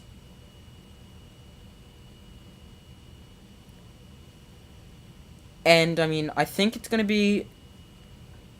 I don't know if he's going to get another sack, but he's just such a disruptive player. You have to pay extra attention to him on the outside. Quick throw. Here is, I believe, rookie running back Rachaad White on the outside. But nowhere to go. Yes, that was Rachaad White with the catch. Alright, so when we hit the 12:50 mark, I'm going to take this poll down, so make sure to vote. So 3rd and 8 after no gain there on the quick screen.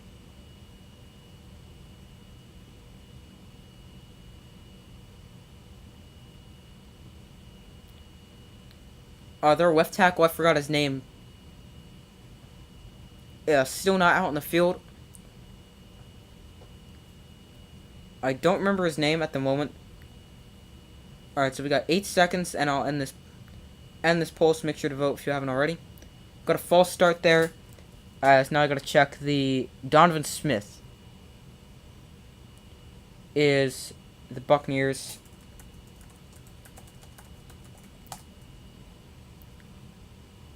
Donovan Smith with an elbow injury, questionable to return.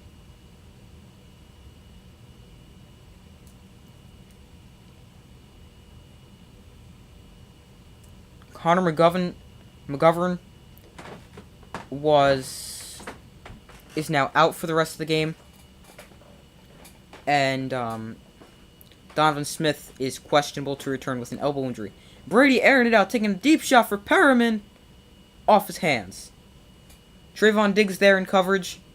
And I'm going to go ahead and end this poll. So if you didn't get a chance to vote, let me know in the comments. Rashad Perriman one-on-one with Trayvon Diggs on the sideline.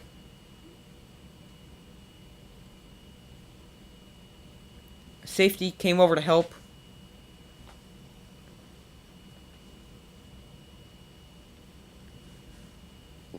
What I want to see a lot of teams do with Trayvon Diggs, especially when they're in man coverage, is I want to see them maybe run a few double moves, because he's such an aggressive corner. If you can get him to bite on, maybe say, an out route and then have him go up the field, you're going to have a receiver wide open. Punt almost blocked. Not a good punt. Bounces between the 35 and the 40-yard line before bouncing down to the 29-yard line. Not a very good punt. I don't even know who their punter is.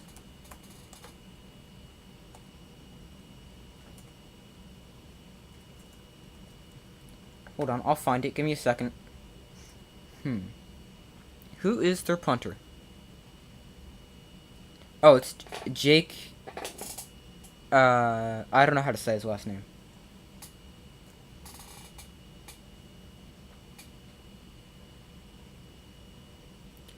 They just announced something.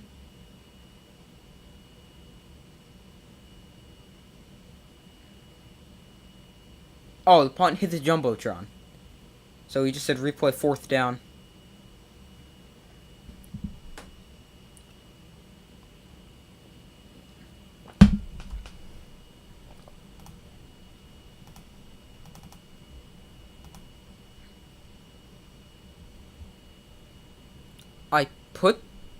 I put the captions on in English, and they are not in English. I don't know what language that is, but it's definitely not English.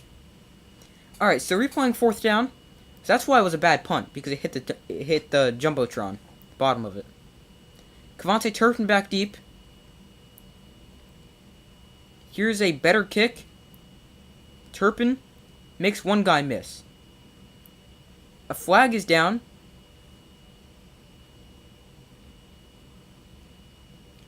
So let's see what the flag is. It might be roughing the kicker, as I did see him fall down.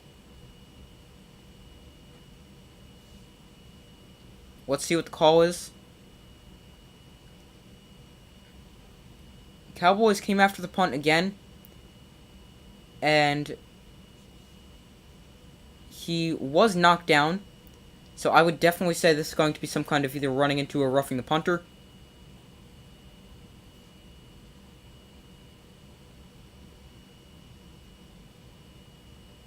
So let's see what the call is here.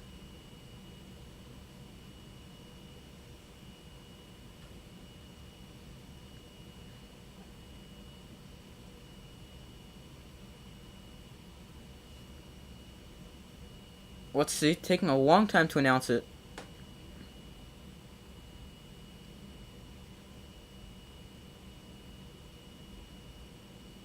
It's running into the kicker. So that makes 4th down have to be replayed again.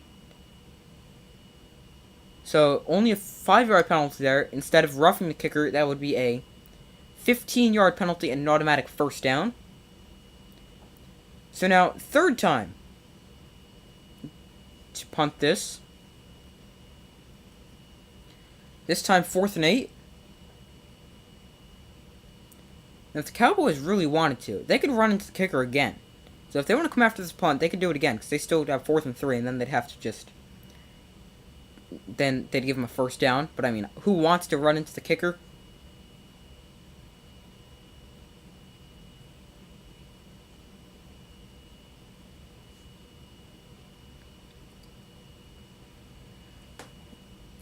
So, third time punting for the same fourth down play.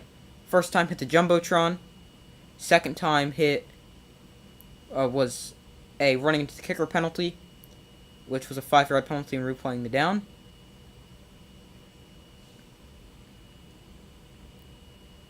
Cowboys didn't really come after that one, it doesn't seem. Here's a great kick. Drives Turpin all the way back to the 2, but he just lets it bounce and bounce into the end zone. Don't necessarily think that's what they were trying to do, but that was a monster kick. And we're going to get a look at the Cowboys offense for the first time in the second half.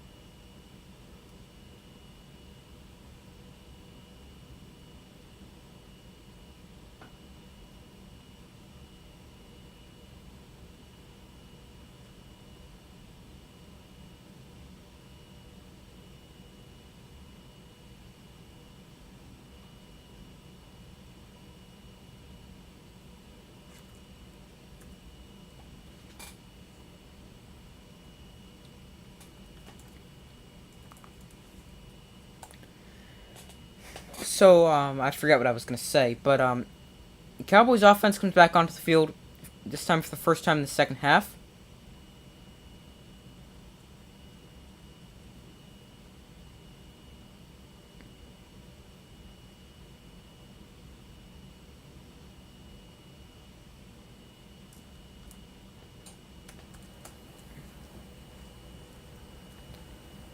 So, I would like to see if the Cowboys can try to put together a drive here and have it not stall out at like the 30-yard line instead of kick a field goal, as that has just been what the Buccaneers have done all day, literally.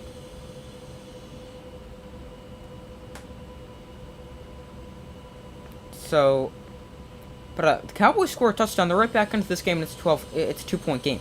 It's 12-10.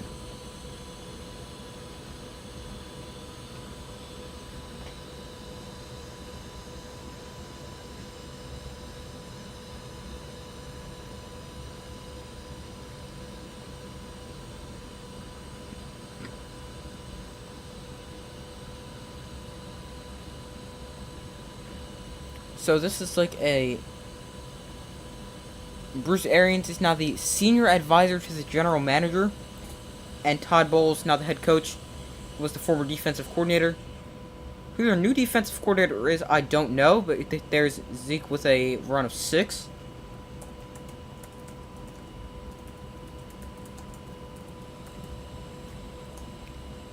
The Buccaneers defensive coordinator is not Todd Bowles.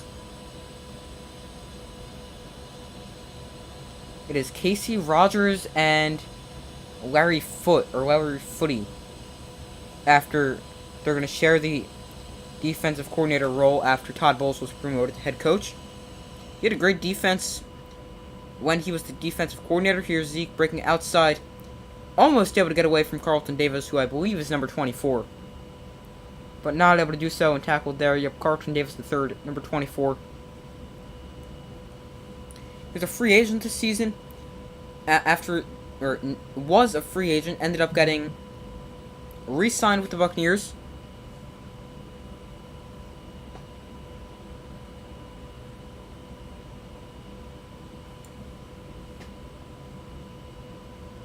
Zeke 8 carries, 45 yards. Here is somebody in motion. There's Tony Pollard in motion, and it is a quick check down to Pollard before he scampers out of bounds after about a gain of 5. Maybe 4, depending on what the spot is.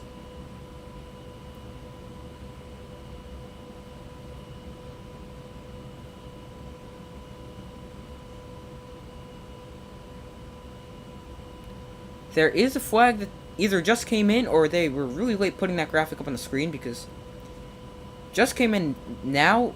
Play finished a few seconds ago.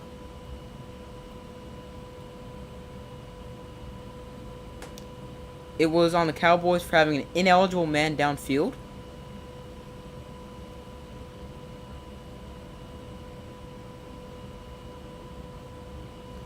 So now that'll back him up to 1st and 15.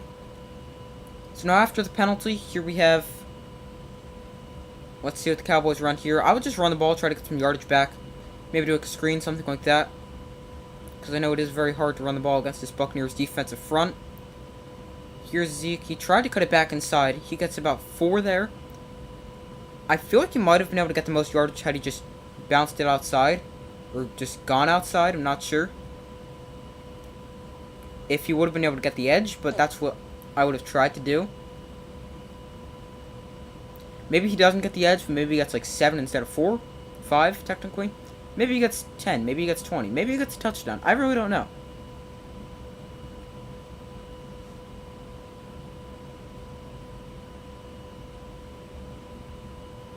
Tony Pollard shifts across the formation. And now back the other way.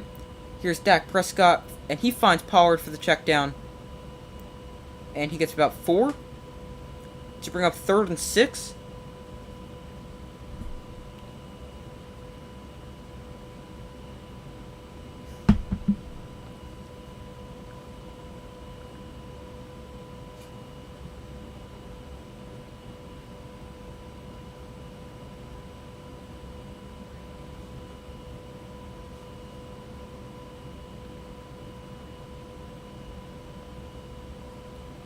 Hold on, give me 1 second. I just want to check something. Okay. Here's Dak Prescott to throw on 3rd and 6. Delayed blitz coming. Dak Prescott goes down. Number 45, linebacker Devin White in on the sack there. Buccaneers brought pressure. Down goes Dak Prescott. And the Cowboys are going to have to punt this ball away. They just have not been able to do anything offensively. Like, anything.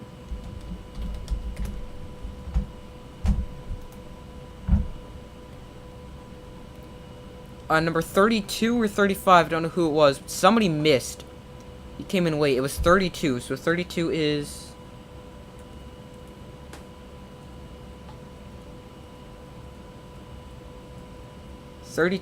Mike Edwards. He was the late blitzer that got there. He was able to get the pressure onto Dak Prescott before he was eventually taken down by Devin White. Here is Darden on the punt return. And he gets about 5, maybe 6.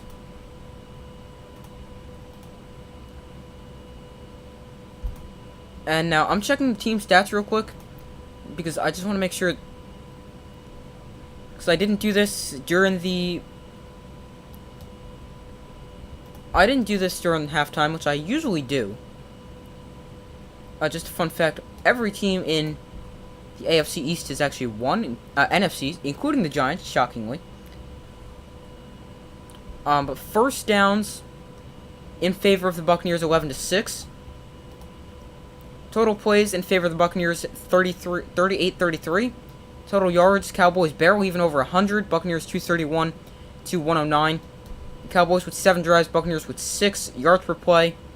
Cowboys 3.3, Buccaneers 6.1 passing yards. Buccaneers with 143. Cowboys with 50. Rushing yards, Cowboys 59, Buccaneers 88. Buccaneers over 2 in the red zone. Cowboys haven't made it there. Penalties, 6 for 40. Cowboys 2 for 10 for the Buccaneers. Time of possession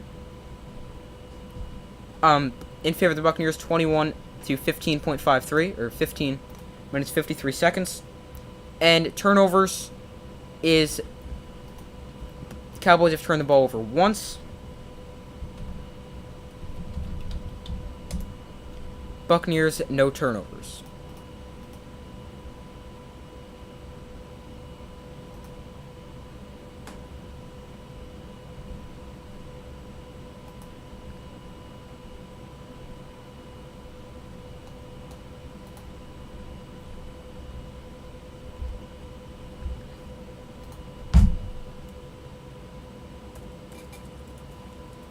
Cowboys, their defense has been pretty good. They've only allowed 12 points.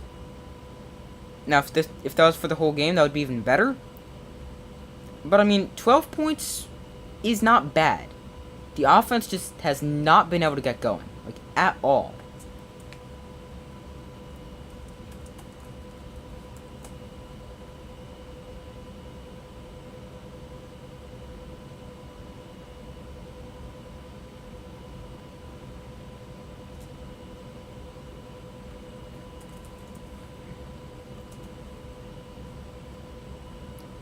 So 1st and 10 for the Buccaneers. Here is a run with Fournette. There's some good hard running. He gets a first down.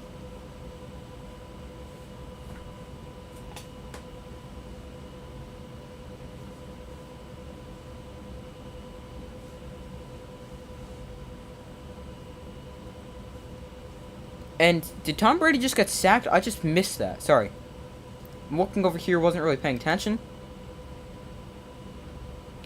But, no. 1st and 10, that was probably before. No, he did not just get sacked. Sorry, I don't know. They must have showed a replay. I wasn't really paying attention, as I said. Here's Fournette. He lowers the shoulder after, again, hard running, getting about 7 or 8.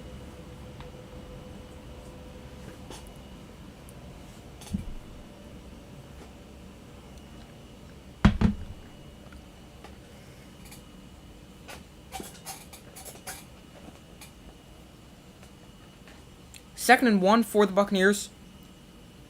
Leonard Fournette, 92 rushing yards tonight. A season ago, averaged 58 per game.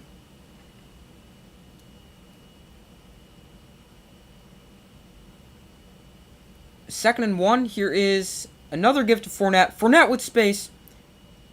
He lowers the shoulder and gets another first down.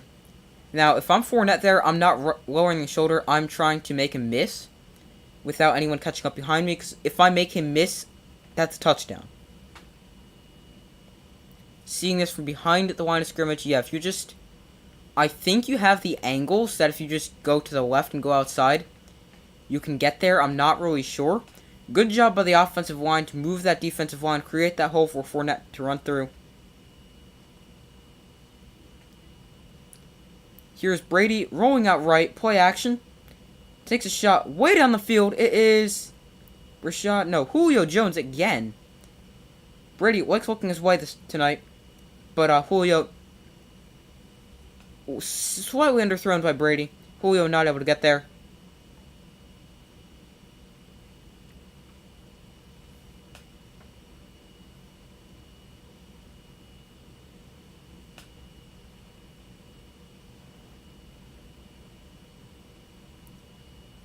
Good job by the tight end to get enough of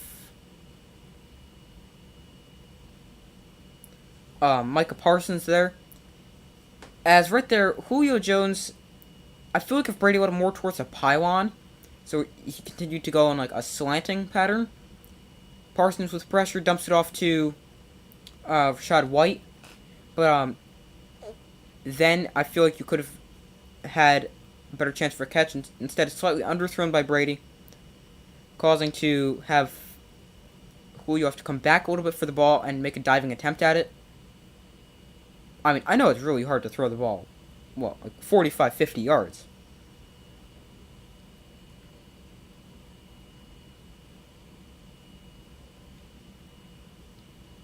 Tristan Wirfs, decent job fending off Michael Parsons there. Did end up getting to Brady, forcing the ball out. It seemed to me a little bit quicker than he wanted to get it out. 3rd and 3, Cowboys showing pressure. Let's see if they bring it. They are going to bring a blitz. Here is Mike Evans with a catch. And there's a first down inside the 30-yard line.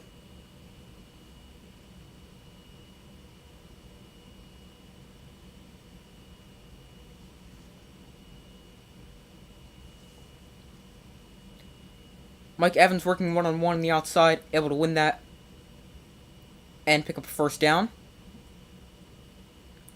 Good job by Brady just to get it over the linebacker, who had a jumping try to knock it away. Mike Evans, 3 catches for 49 yards.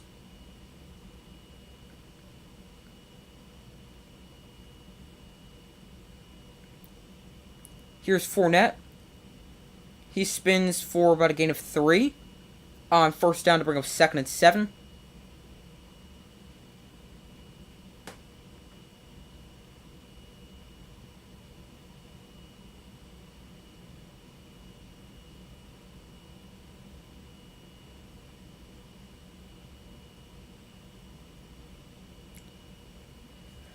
Curse hops off. So hopefully he's okay for the Cowboys.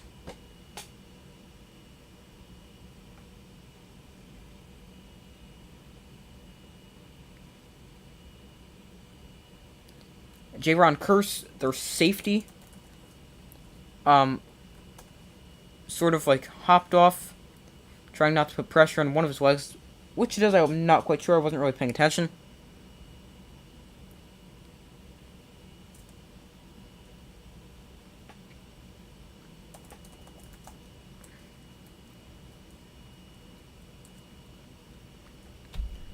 So now, I forgot what I was going to say now. Sorry about that. I forgot a lot tonight.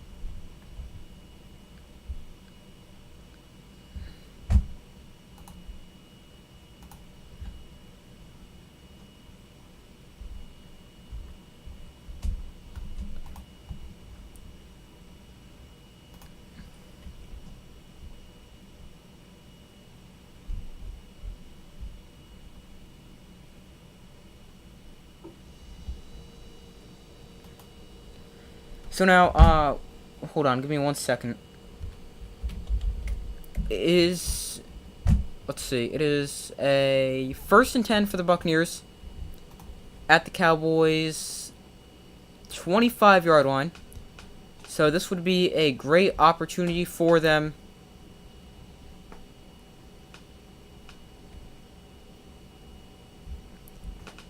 Great opportunity for them to potentially get their first touchdown of the game, or any touchdown of the game, or just extend their lead.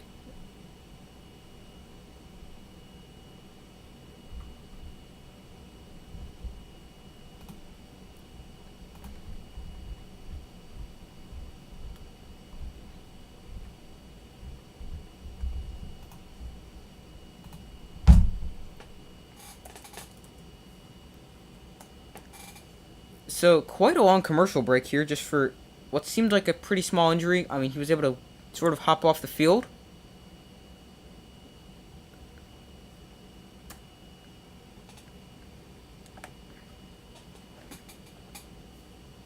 Second and 7 here. Sorry, I don't know why I said 1st and 10. That thing must not have updated. Fournette to the right of Brady. In the backfield, shotgun formation. Here is play action. Brady rolls out right, fires across the middle. There's Mike Evans, and he gets that one inside the 10 to the 5 on the slant. Mike Evans, almost always, actually every season in his career, up over 1,000 yards receiving, and red zone monster, always several touchdowns.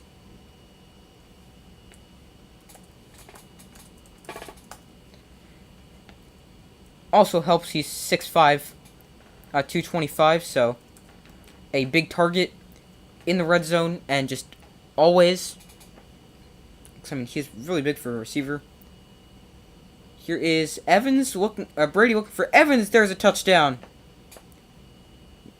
Great throw, great catch. Finally a touchdown. Great adjustment to the ball by Mike Evans. And now the Buccaneers go up 18-3.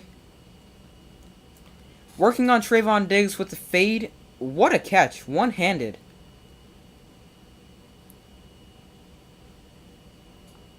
Good play call to go back to your big target, Mike Evans. Great catch there by Evans. And that makes it 18-3, 19-3 after the extra point. Let's see here. Because extra points are never a giving these days. But that one is right down the middle. Hold on, I'll change it in just a second.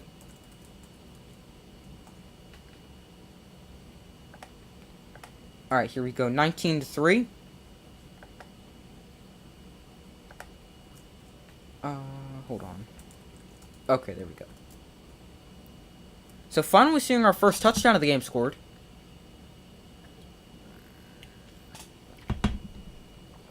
We had to wait till the third quarter to see it, but finally we saw it. It was a 5-yard touchdown pass, Brady to Evans. Beautiful throw and catch. Great in-air adjustment by Mike Evans to get to that ball.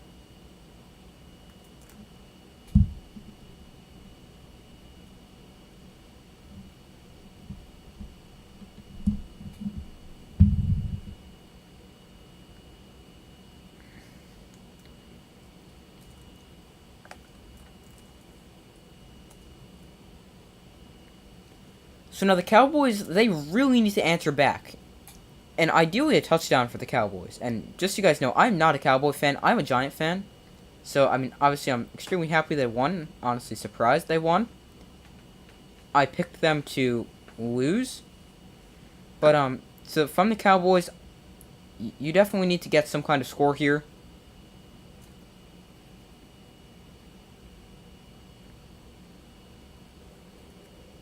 And get not even some kind of score. Ideally, it's a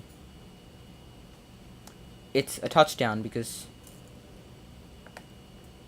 you're down by what? 16?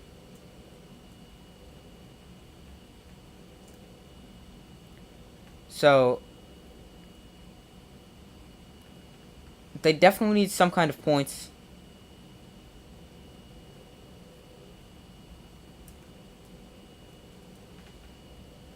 And obviously they're going to need to score if they want any chance, but the Buccaneers' defense has been pretty good. Dak Prescott off the mark a few times.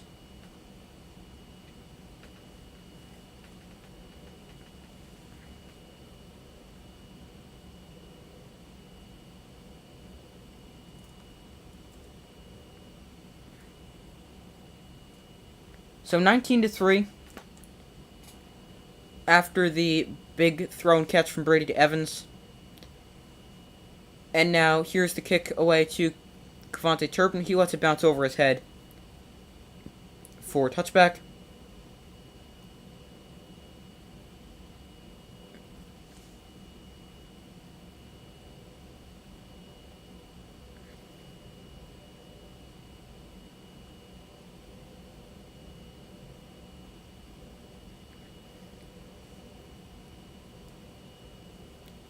So let's see here. With the Cowboys, CeeDee Lamb winds up in the slot. Now he moves across the formation to wind up in the other side, but still in the slot. Here is Dak Prescott. He winds up and throws way too high, intended for Noah Brown. Had to be like 10 feet tall to catch that one. Alright, it wasn't that high, but at least 7 feet.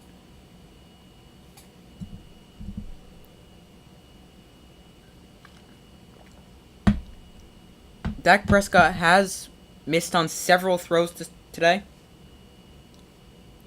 Cowboys offense points per game basis.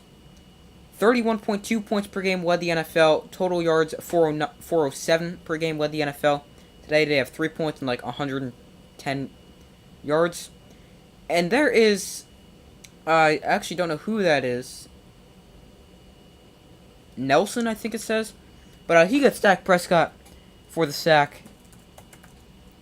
Anthony Nelson, yeah, number 98. Coming off the edge, just unblocked. Tyler Smith was probably supposed to pick him up. Apparently just didn't realize it and decided to put the double team on Vita Vea.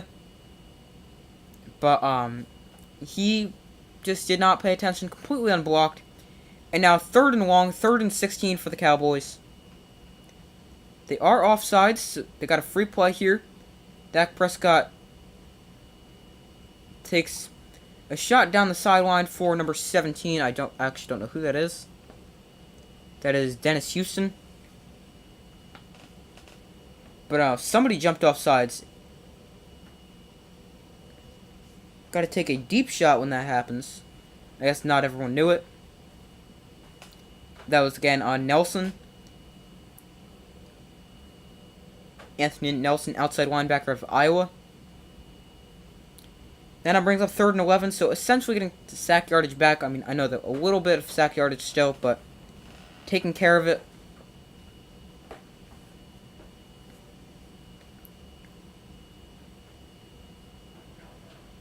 So here we go, 3rd and 11. Here's Dak Prescott. He winds up over the middle. There's a first down, tight end Dalton Schultz there.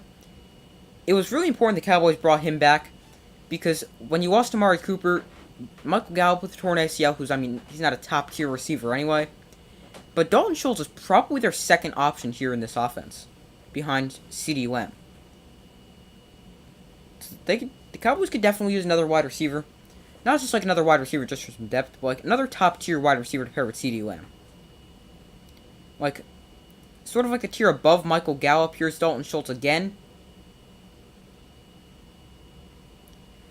Sort of like an Amari Cooper, but like obviously not Amari Cooper because they just traded him. But like someone like not like an amazing top tier wide receiver like a Devontae Adams or a Cooper Kupp, but someone like I'm trying to figure out like an Allen Robinson or like a I'm trying to think of others, like a Gabriel Davis, like T. Higgins, Tyler Boyd, something like that. False start in the Cowboys there that they could just go pair with CeeDee Lamb. Because, I mean, they're significantly above Michael Gallup. No disrespect to Michael Gallup. He's a good receiver, just not the level of the guys I just named. Terrence Steele's second false start of the day.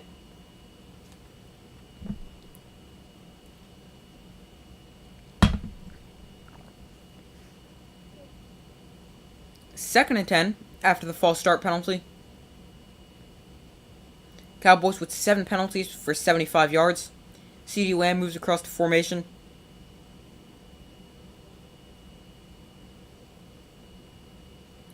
Buccaneers bring a blitz. They brought 5. CeeDee Lamb with the catch. And he gets a first down to about midfield.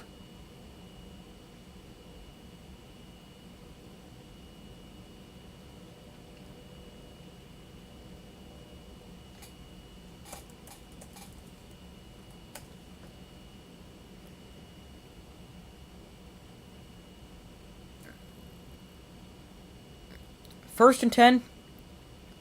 Tony Pollard is the running back. And another pre-snap penalty. Looks like another false start. And it is another false start. Let's see who this one's on. It also looked like the right side of the offensive line, which is where Terrence Steele plays. And it is Terrence Steele again.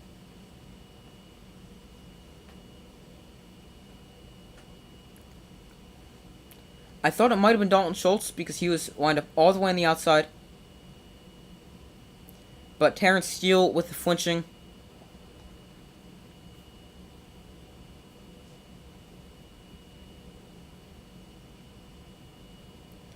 Here is Tony Pollard. He cuts upfield and he gets about 10 yards. Good running there from Pollard. On one of his first carries of the game. Hasn't carried the ball a ton. Cowboys haven't run a whole lot of offensive plays because they've had no offensive success.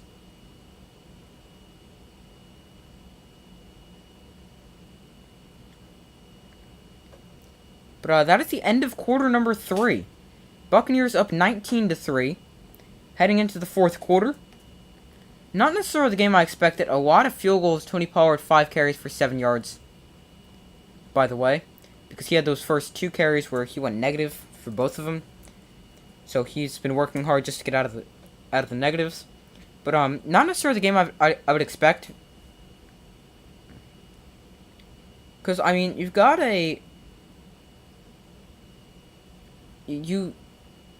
You have 2 pretty good offenses, 2 pretty good defenses. I mean, yeah, you could say, oh, it's going to be a low-scoring battle. I could agree. But I just didn't really think it would be a battle of mainly field goals.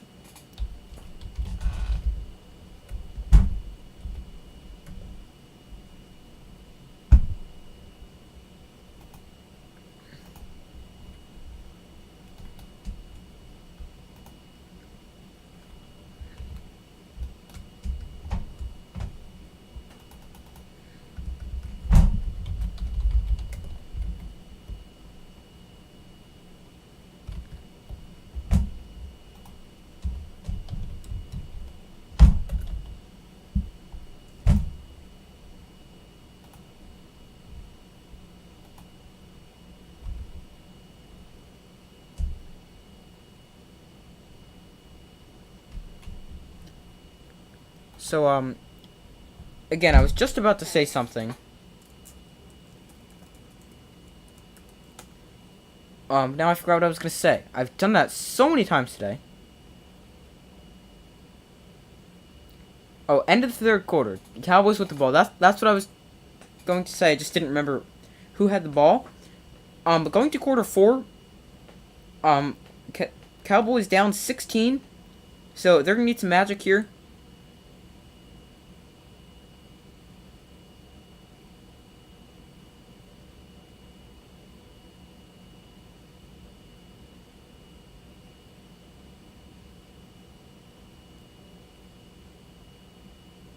Todd Bowles and the Buccaneers with 128 rushing yards.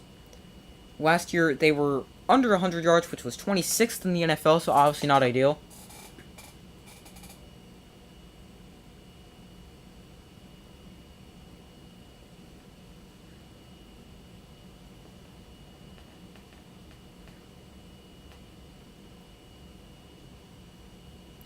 $15 to go, unless the Cowboys come back to force overtime, which, I mean, we did see a few overtime games today, including one tie between the Colts and Texans.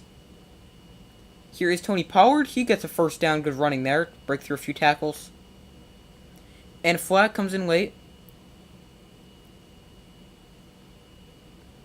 Terrence Steele, this time with no helmet on. It is holding. If this is also on Terrence Steele, the Cowboys need to get this guy off the team. It is on Terrence Steele. Okay. I'm not a Cowboy fan, but you guys have to get this guy off the team. He's got like 5 penalties today.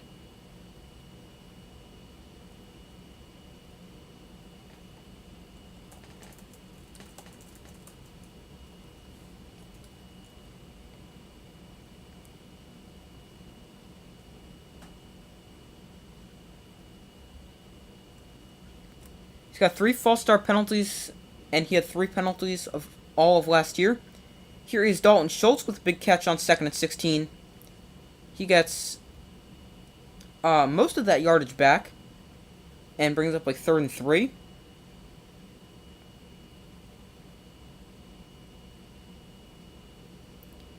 The Cowboys did sign offensive lineman Jason Peters, the former Eagle. 9-time Pro Bowler, tied with Trent Williams for the most of an active offensive lineman. But he's inactive this game.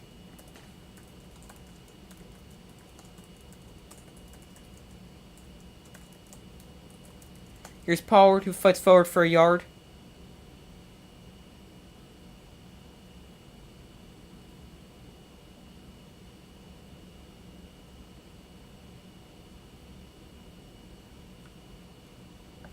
Hold on, let me see if I can... I know he was signed. That's what all these articles are saying. 4th and 2. Big play here for the Cowboys. Oh, he's got a high ankle sprain. Dak Prescott to throw. Tipped. And incomplete. Devin White got hands on it. Unable to bring it in.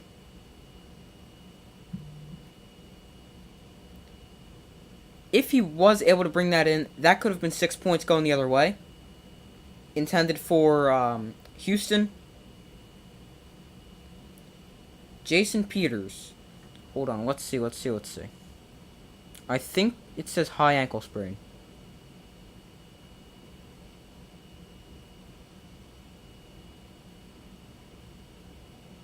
No. Okay, nothing. Alright, I don't know why he's inactive.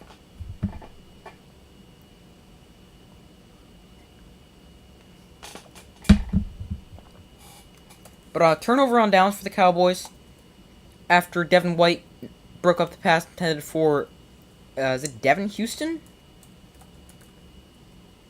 Dennis Houston. I was close.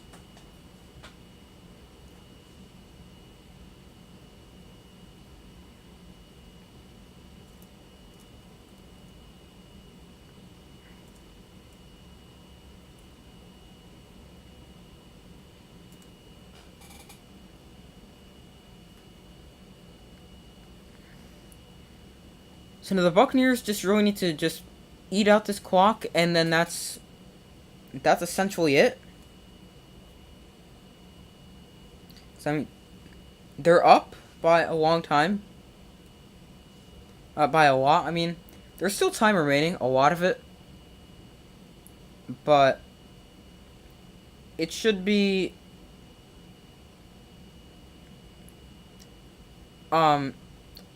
pretty much easy for the Buccaneers as long as there's no like stupid penalties or turnovers or something like that.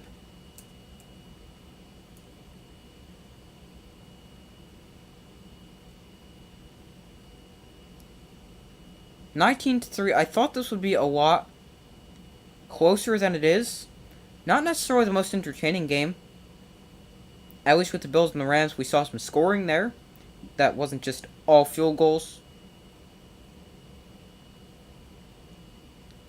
tomorrow, I expect another. I expect a lot of offense from one team.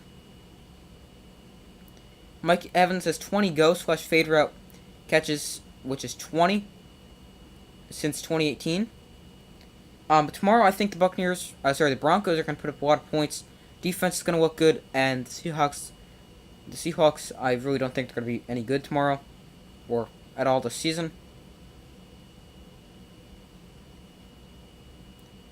19-3, 1st and 10 here for the Buccaneers at their own 41-yard line.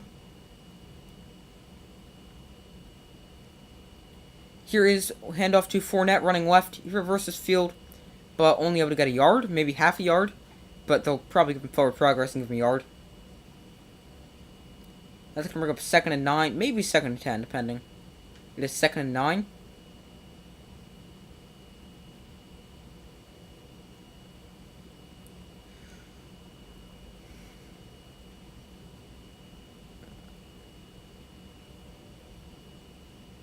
"13 minutes remaining left in the 4th quarter and in the game. Fournette splits out wide. Now he comes back into the backfield.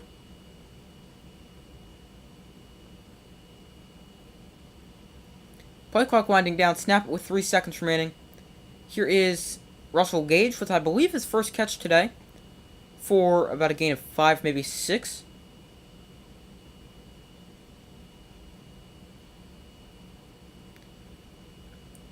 Russell Gage, that might even be his first target. Hold on, let me check extremely quickly. About a gain of 5 or 6 there. Maybe 7.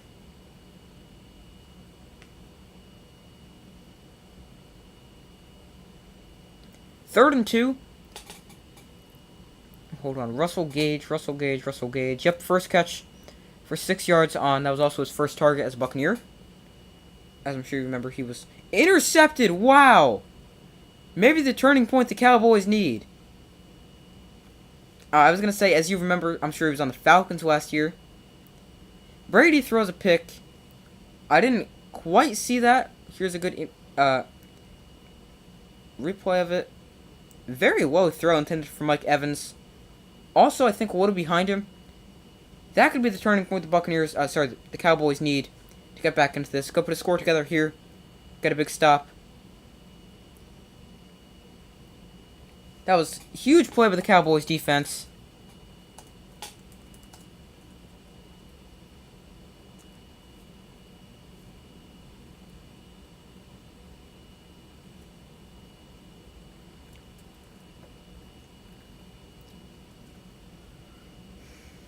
First turnover by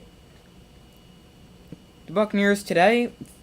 First interception by Tom Brady, obviously.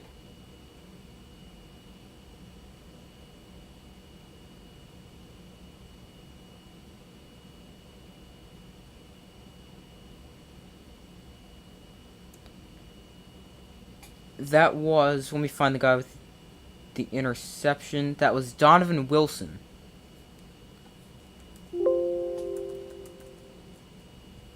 He is a safety out of Texas A&M, playing in his 4th season in the NFL, 27 years old.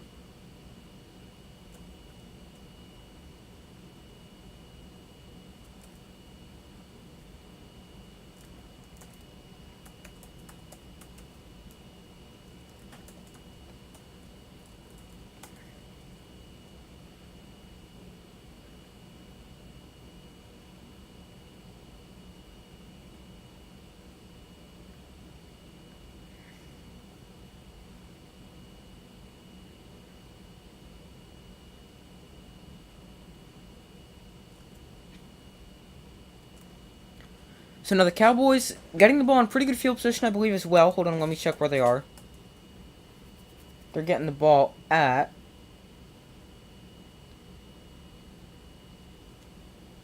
They're on 48-yard line, so just on their side of midfield. But this is still not over yet.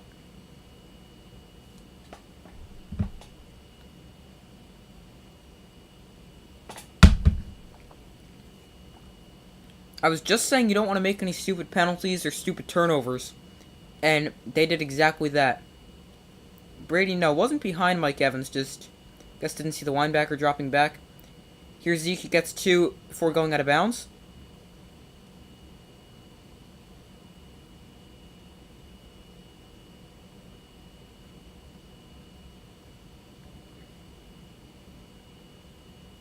Under 12 minutes to play.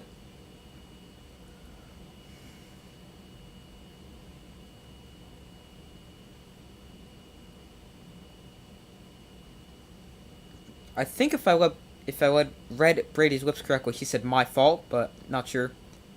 Here is Dak Prescott, fires sideline, incomplete, intended for Houston.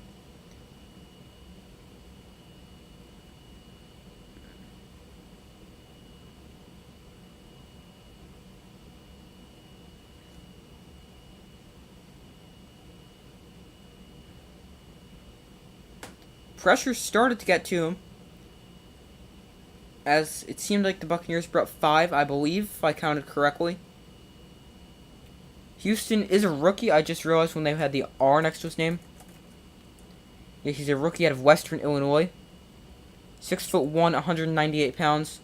Here's Dak Prescott. He's going to take off, pump fake like 3 times before throwing to Noah Brown, who just can't control it because it's a bad throw by Dak Prescott. Inaccurate. And now that brings up 4th and 8. I feel like when you're there, rolling out right, directing traffic right there, after pump faking like 15 times, Devin White was there. I just feel like you got to take that yardage, even if it's 3, 4, 5 yards, whatever. But I mean, you got to do better than that to make a bad 4th down, than make a bad throw to bring up 4th down. And the Cowboys are gonna punt, hoping your defense gets another stop. I mean, it's 4th and 8. Yeah, you can pin him deep. Yeah. But, I don't know, I just don't really understand that thinking there. I'd probably go for it, knowing that my defense just came up with a turnover. We're giving them good starting field position, but I think I would go for that. Would you guys in the comments let me know?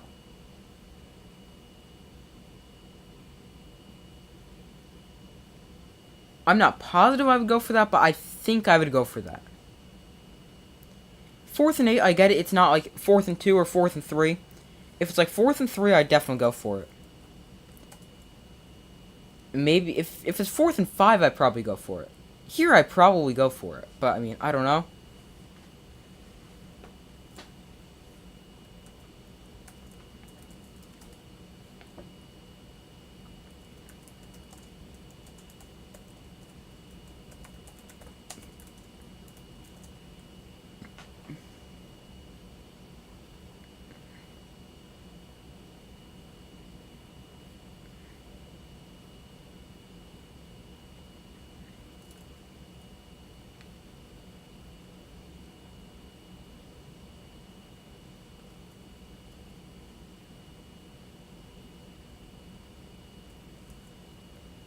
So, how much time's left? Oh, a little over 11 minutes, I believe.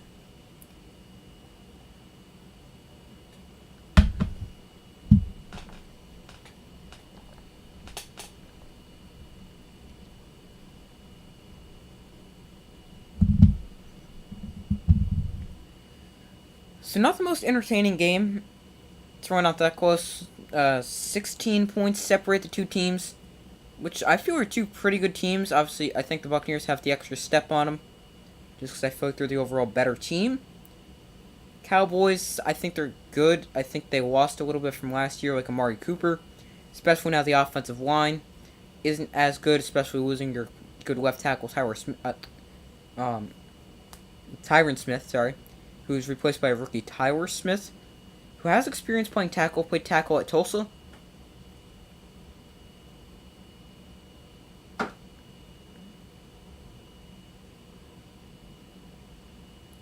Next week, Sunday Night Football, Justin Fields and the Bears go to play Aaron Rodgers and the Packers. Bears actually on the winning side of things today. over the 49ers, a game I was very shocked about. Trey Lance didn't have the greatest game. Here's Fournette. He finds some space on the outside, and he gets about 15.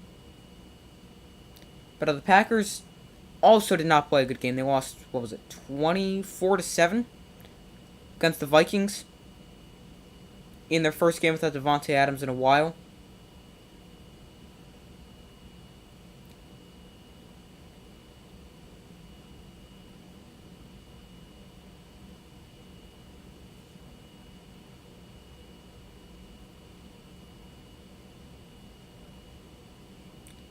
So after the first down run at their own 27, Tom Brady and the Buccaneers line up in the shotgun formation with Rachaad White at the running back position. Here is Brady throwing quickly outside to Russell Gage, who gets out of bounds with 10:26 remaining. Although the Buccaneers want to keep that clock rolling to just start to chew the clock away and get that win.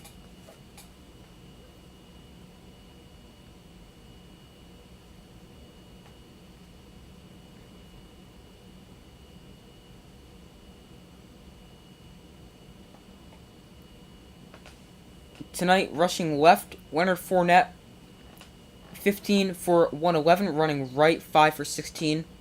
No, that can't be right. 5 for 6, maybe? But this ties his career high as a Buccaneer. With, hold on, now I don't know how many rushing yards he has. I might have said 127. Let me check real quick.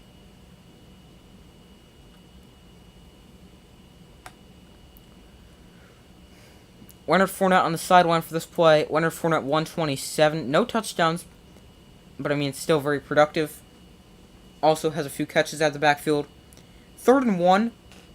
In this situation, especially when I've ran for 127 yards at least, I mean, you don't have Fournette in there. They do have 4 guys, looks like, pinched on the line of scrimmage, so I'm not sure if I run this.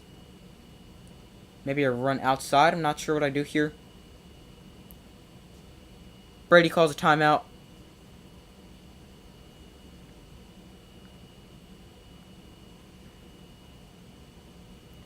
So now let's see what he comes up with, and the Buccaneers come up with for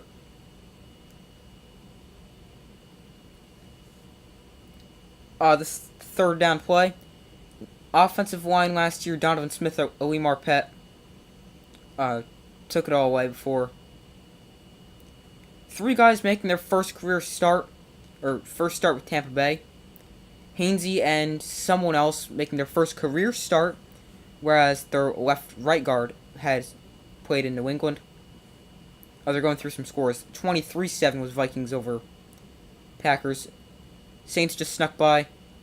Cleveland beat Carolina 26-24. Bears upset the 49ers 19-10. The Steelers beat the Bengals 23-20. Eagles beat the Lions 38-35.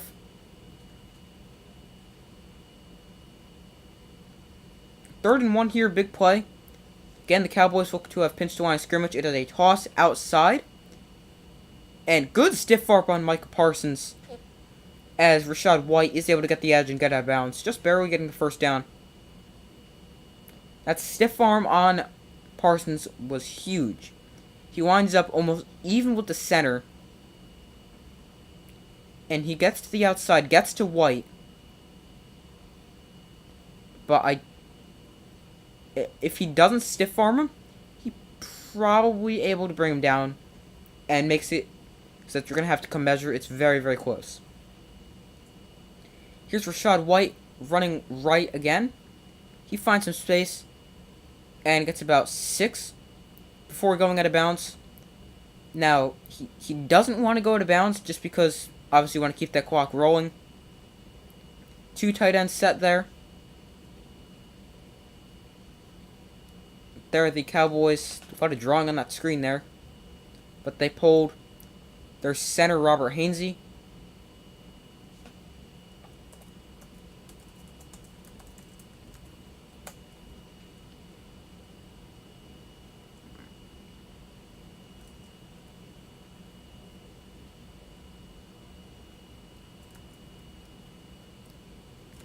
Here is Brady. Tosses to their punt returner. I forget his name. on a reverse play, and he gets about 2 to bring up, what, 3rd and 3, which brings up another interesting 3rd down.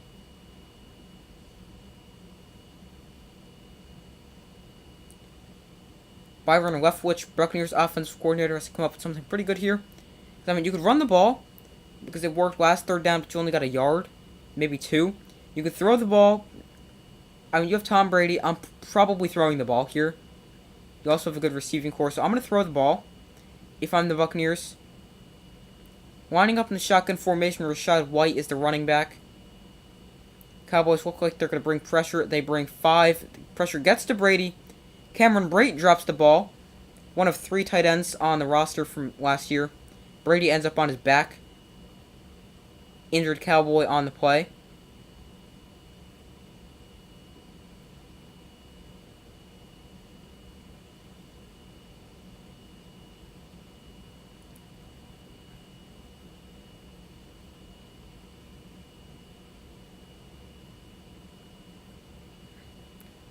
So as they step aside, the Buccaneers are going to have to punt here after not converting. I agreed with the pass call. Obviously, the Cowboys brought pressure.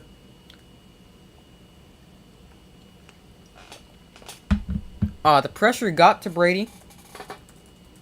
He was able to find an open receiver, Cameron Brate. I mean, he could have made a better throw, definitely.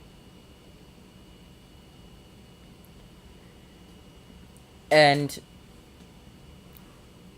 he's got...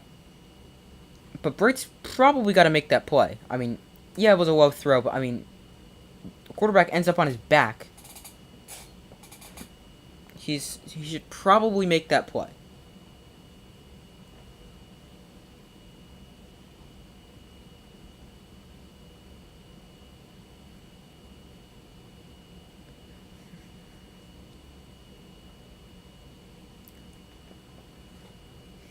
So now, Buccaneers are going to have to punt this away. I mean, I don't know if there's enough time for the Cowboys to score. Tactically, it's a 2-possession game because you need touchdown, 2-point conversion, touchdown, 2-point conversion. Got 7-12 remaining, so there's technically enough time. The Buccaneers are probably going to try to pin the Cowboys deep because they are at their own 45-yard line.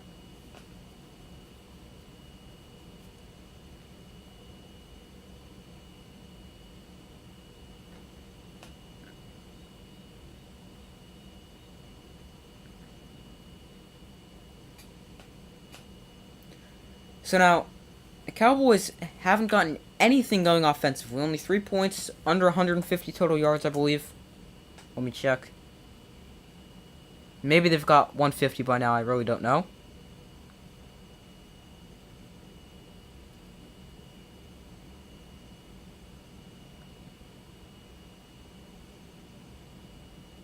I don't think they've got over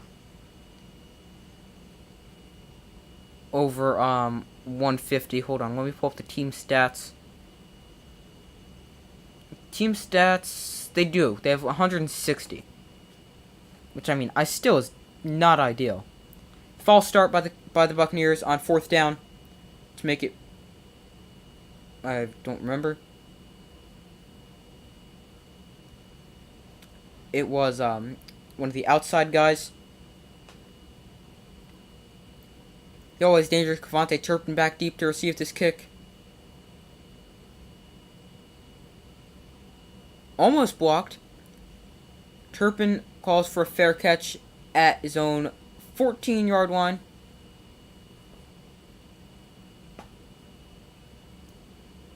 And Dak Prescott and the Cowboys offense come back onto the field with exactly 7 minutes remaining.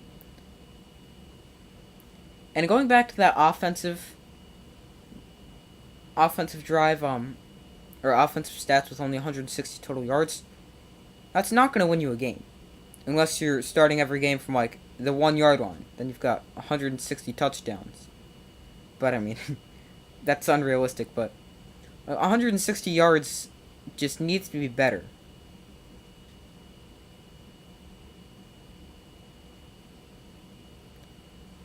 (19-3) is the current score. Buccaneers over the Cowboys at AT&T Stadium. 1st and 10. CeeDee Lamb moves across the formation to Prescott's right. Pressure in his face. Lobs one for Noah Brown. Nice catch along the sideline, keeping the feet in and being able to stay in bounds. Looks like the Cowboys are going to try to go a little quickly, as you probably have to, with just under 7 minutes remaining and being down by 15, or 16, sorry.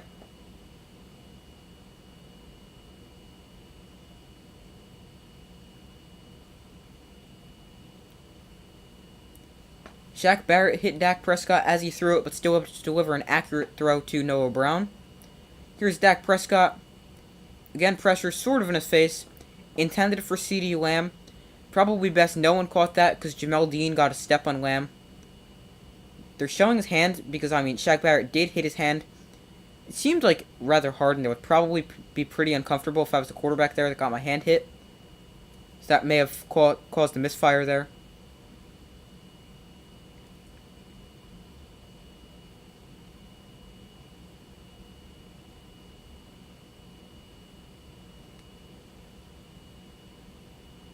Here's Dak Prescott. He dumps one off for Noah Brown again. That's like his 6th target. And he gets the ball to midfield with 6:20 remaining. Cowboys moving the ball rather effectively. This drive,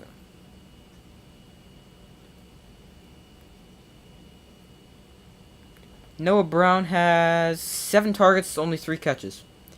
Here is Zeke on the run. Might have been a swing pass, we really don't know.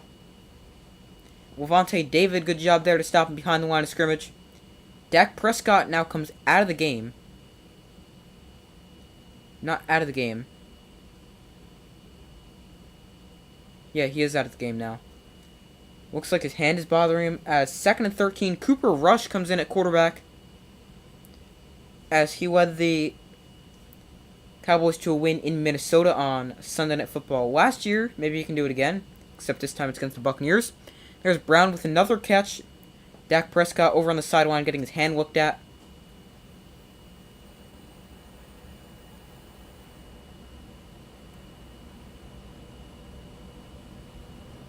It looks pretty painful. 3rd and 6 for the Cowboys. Rush fires sideline. Led CeeDee Lamb a little too far out in front.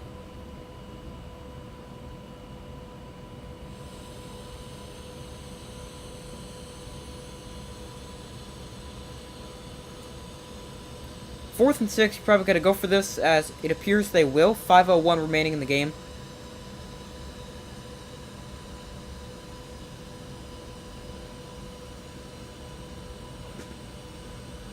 Fourth and 6 from the Buccaneers, 47-yard line. Here is play clock winding down. 3, 2, 1. Just got the snap off. I believe they were also offsides. Cooper Rush goes down, but they're going to accept that penalty, as that'll make it a 4th and I forget what it was. 4th and 8 maybe, so now it's 4th and 3. Dak Prescott now jogging down to the locker room. Shaq Barrett was offsides, as I thought he was offsides just when the ball was snapped.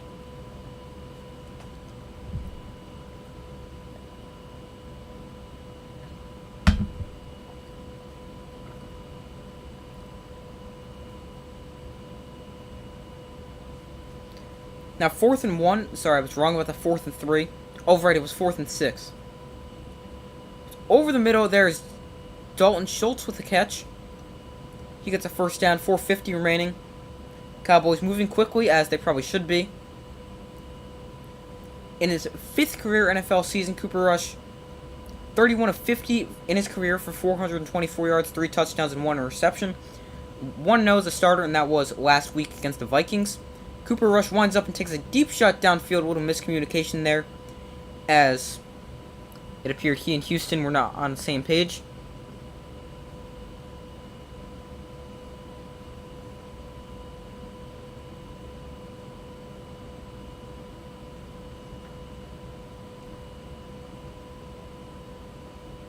Second and 10 here. I didn't mind taking a shot down the field there. On first down. So let's see here. Second and 10 from the Buccaneers, 38, maybe 37, sorry. Here's Rush. Quick throw. There is number 81. No idea who that is.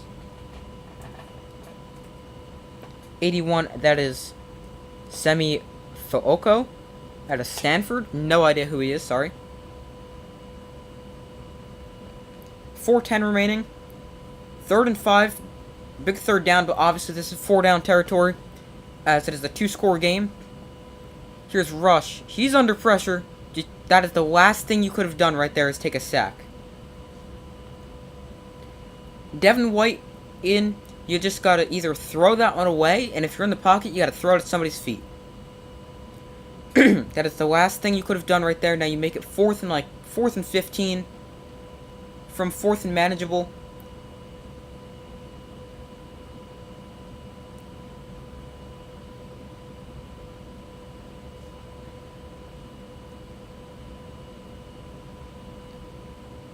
A third time a Cowboy quarterback's been sacked today. 4th and 15 now. So they're going to need a big play here. Rush. He's one down the field. Wide open receiver. Incomplete. Number 32 is Mike Edwards. Just got there to break that one up. Intended for number 81. Now I don't remember who he was. Semi Fooco. Hopefully I said his name correctly.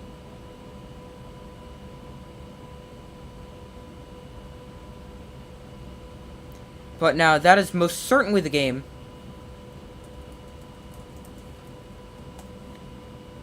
As the Buccaneers will now take over on downs.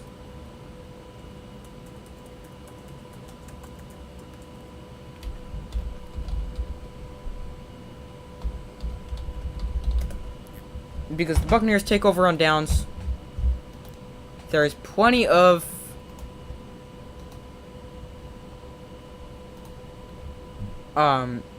there's not enough time remaining.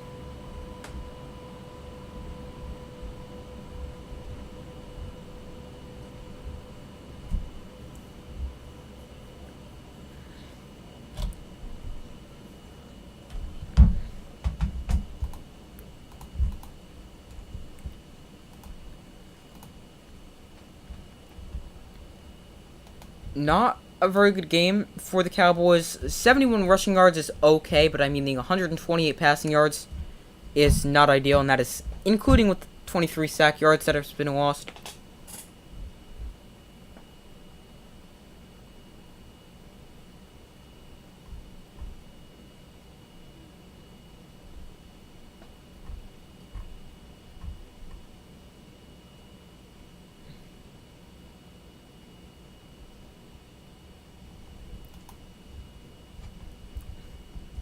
So, this game is essentially over. There is how much time left? 3:14 remaining.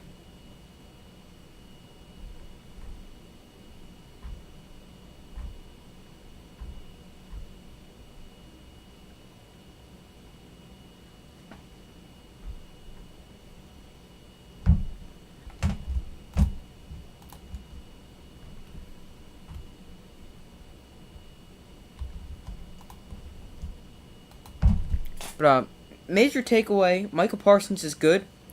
Cowboys need to find something with the passing attack that is not named CD Lamb. Because, I mean, he's literally your only target. I'll get to this more after the game, but those are my main takeaways right now.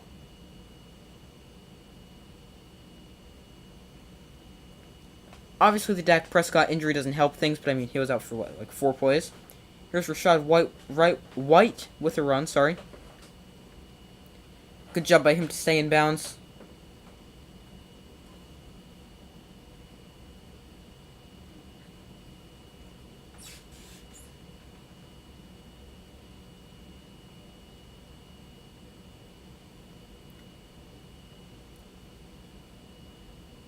Cowboys are 0-6 against Tom Brady. Falcons 0-10. Vikings 0-6. Buccaneers 0-4. And Patriots 0-1. But Tom Brady he might be the only player to beat every NFL team. Yeah, I believe he is. But he has beaten every NFL team that happened last year when he beat the Patriots. On Sunday Night Football,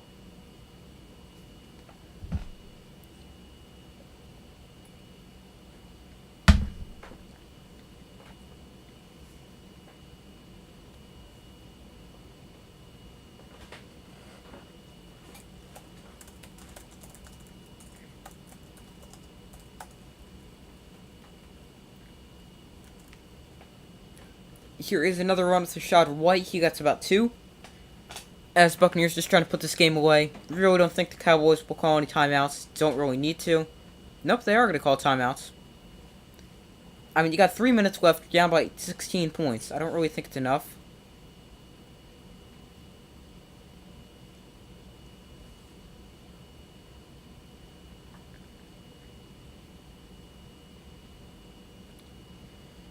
.304 remaining. I mean, there's still a chance for the Cowboys. I don't really think they're going to come back or will come back. That's really the same thing. I don't think they're going to come back. There's a slim chance.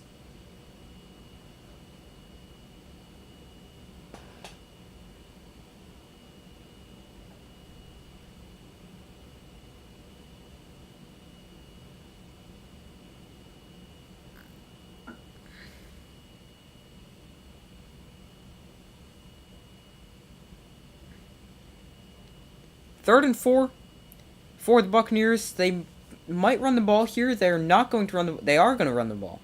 It's a reverse play for Brashad Perriman. That went absolutely nowhere. Well, it went backwards. And now, Cowboys. The clock is stopped. They probably called their third and final timeout.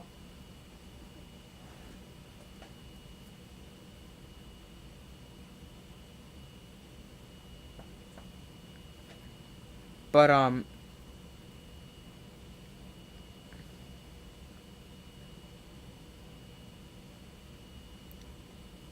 now here is, yeah, they did call their final timeout with 2:59 remaining. So 4th and 11, sorry.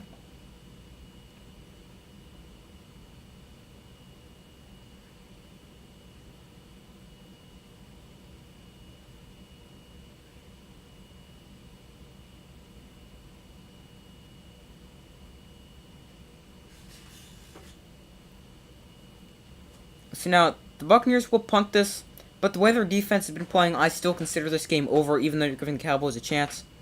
Because Cooper Rush will most likely come back in at quarterback. Cavante Turpin back deep. I think he went the wrong way. He wanted to go to the wide side of the field there. Nowhere to go as he gets to the Cowboys' 19-yard line. So 2:47 left as the Cowboys offense will make their way back onto the field. Might be getting an injury update on Dak Prescott at the moment. Oh, right, my captions are in another language. When it clearly says English. Alright.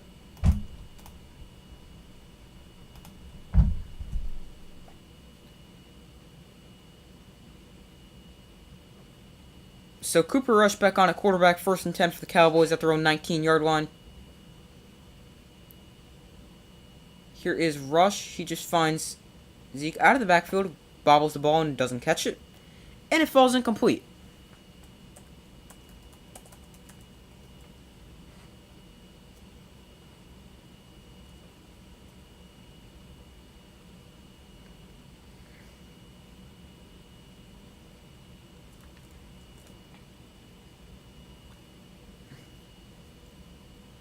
Second and 10.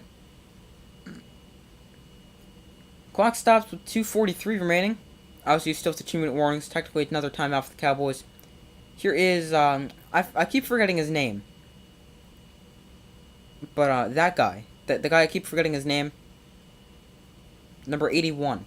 If that helps. They're going quickly, and I would check, but if they weren't going quickly, then... Well, if they weren't going quickly, I would check. But since they're going quickly, I'm not going to be able to because I'm going to miss the next play. Taking a deep shot down the sideline, just overthrew C.D. Lamb. 81 Semifoco, or at least that's how I'm saying it tonight.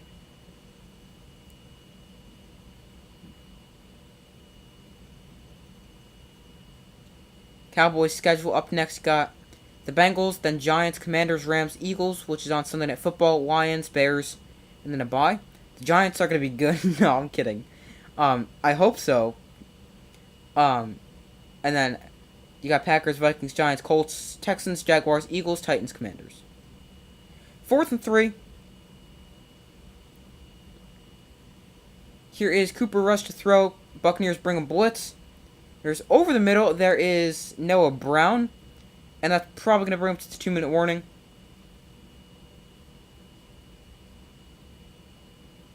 Yep, that brings him to the 2-minute warning. Is there a chance? Yeah, too little, too late. You'd have to score, get a 2-point conversion, onside kick. Then you got to get another 2-point conversion, or score another touchdown, and another 2-point conversion. I just don't see it happening. Then you got the Buccaneers remaining schedule. You got the Saints, Packers, Chiefs on Sunday Night Football. Falcons, Steelers, Panthers, Ravens, Rams. That closes out the first half. And then the second half of their schedule, you got the Seahawks, then you got a bye, then at Browns, Saints, at 49ers, Bengals, at Cardinals on Sunday Night Football, at Panthers, and at Falcons.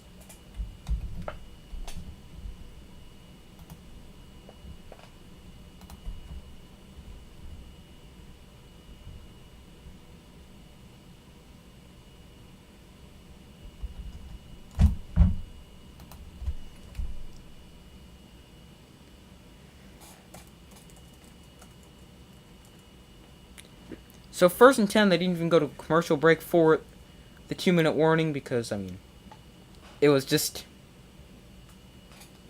it's over, essentially.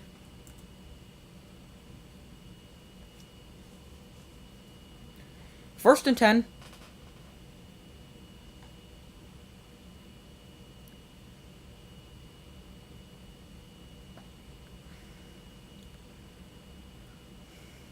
Julio Jones, Tom Brady talking on the sideline. Had a good first game together. Julio Jones didn't have a ton of touches. Was probably limited because of all the injuries recently.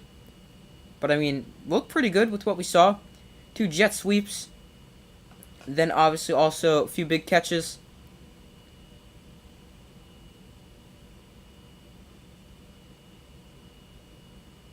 Here is Cooper Rush to throw. And that's not grounding. It looks like it should be. He didn't really get out of the pocket, just backed up and then just didn't even go past the line of scrimmage. So that should probably be grounding, but.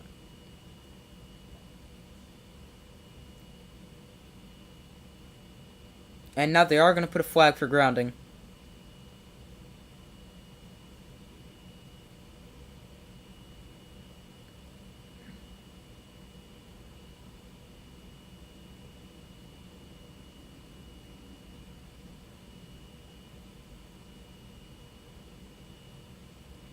So good call there, intentional grounding, as it should be.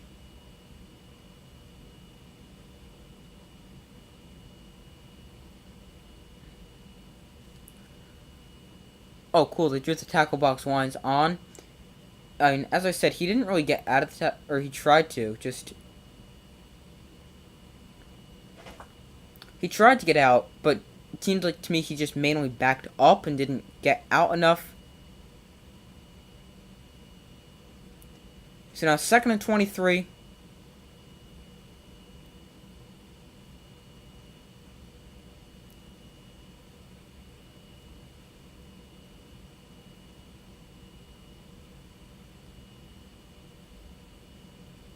Here's Cooper Rush, steps up in the pocket, Vita Vea there for the sack. Not necessarily known for his pass rushing ability, more of a space-eating nose tackle who's very impactful in stopping the run. This time he gets home in the pass rush. Working on a double team too, just disengages from the block and able to sack Cooper Rush 3rd and 25 over the middle. There's Dalton Schultz with a catch.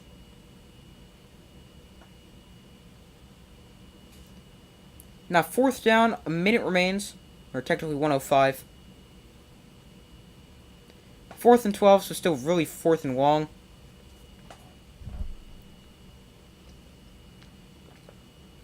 Here's Rush to throw on 4th and 12. He dumps it off for Tony Pollard. He's not going to get a first down.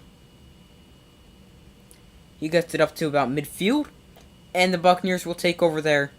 And all they've got to do is just take 2 knees. And this game is over.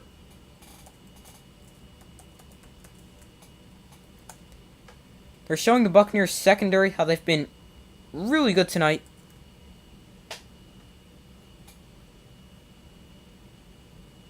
Very, very good in coverage. Nowhere to go with the football.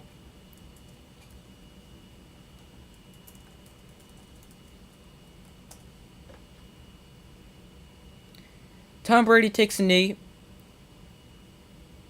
And now you've just got to wait another few seconds. Then you can take another knee.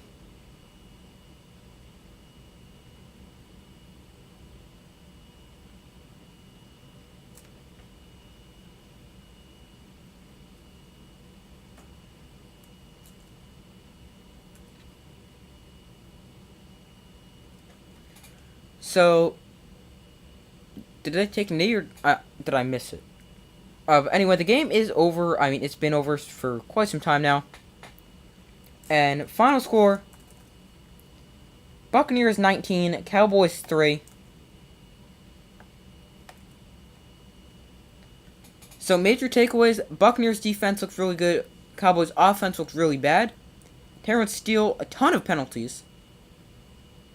He had 3 false starts plus a holding or 2 holdings. Tom Brady gets a win.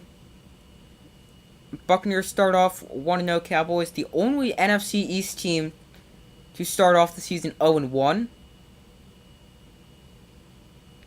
So let me know your takeaways in the comments.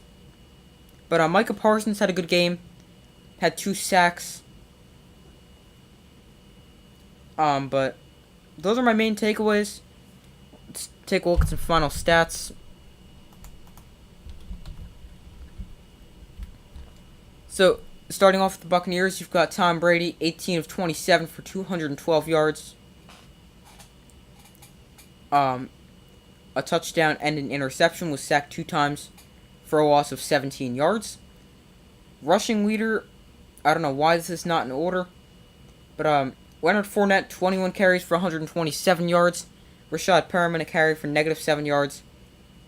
Jalen Darden, a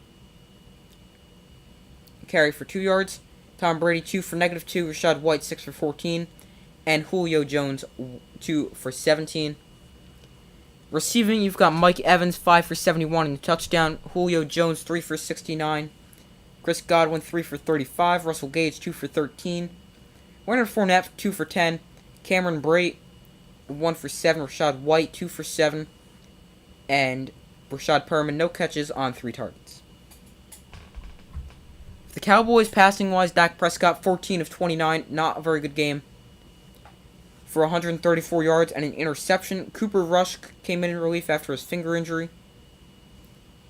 And he went 7 for 13 with 64 yards. Rushing, averaging 3.9 yards a carry as a team. Zeke with 10 carries for 52 yards. Dak Prescott, 2 carries for 11 yards. Tony Pollard, 6 for 8. Receiving, Noah Brown, leading receiver, 5 catches for 68 yards. Dalton Schultz, 7 catches for 62 yards. CeeDee Lamb, 2 for 29 on 11 targets. Dennis Houston, 6 catches for 16, Semi Fehoko, 2 catches for 12 yards. Tony Pollard, 2 catches for 2 yards. Zeke, 1 catch for -3 yards.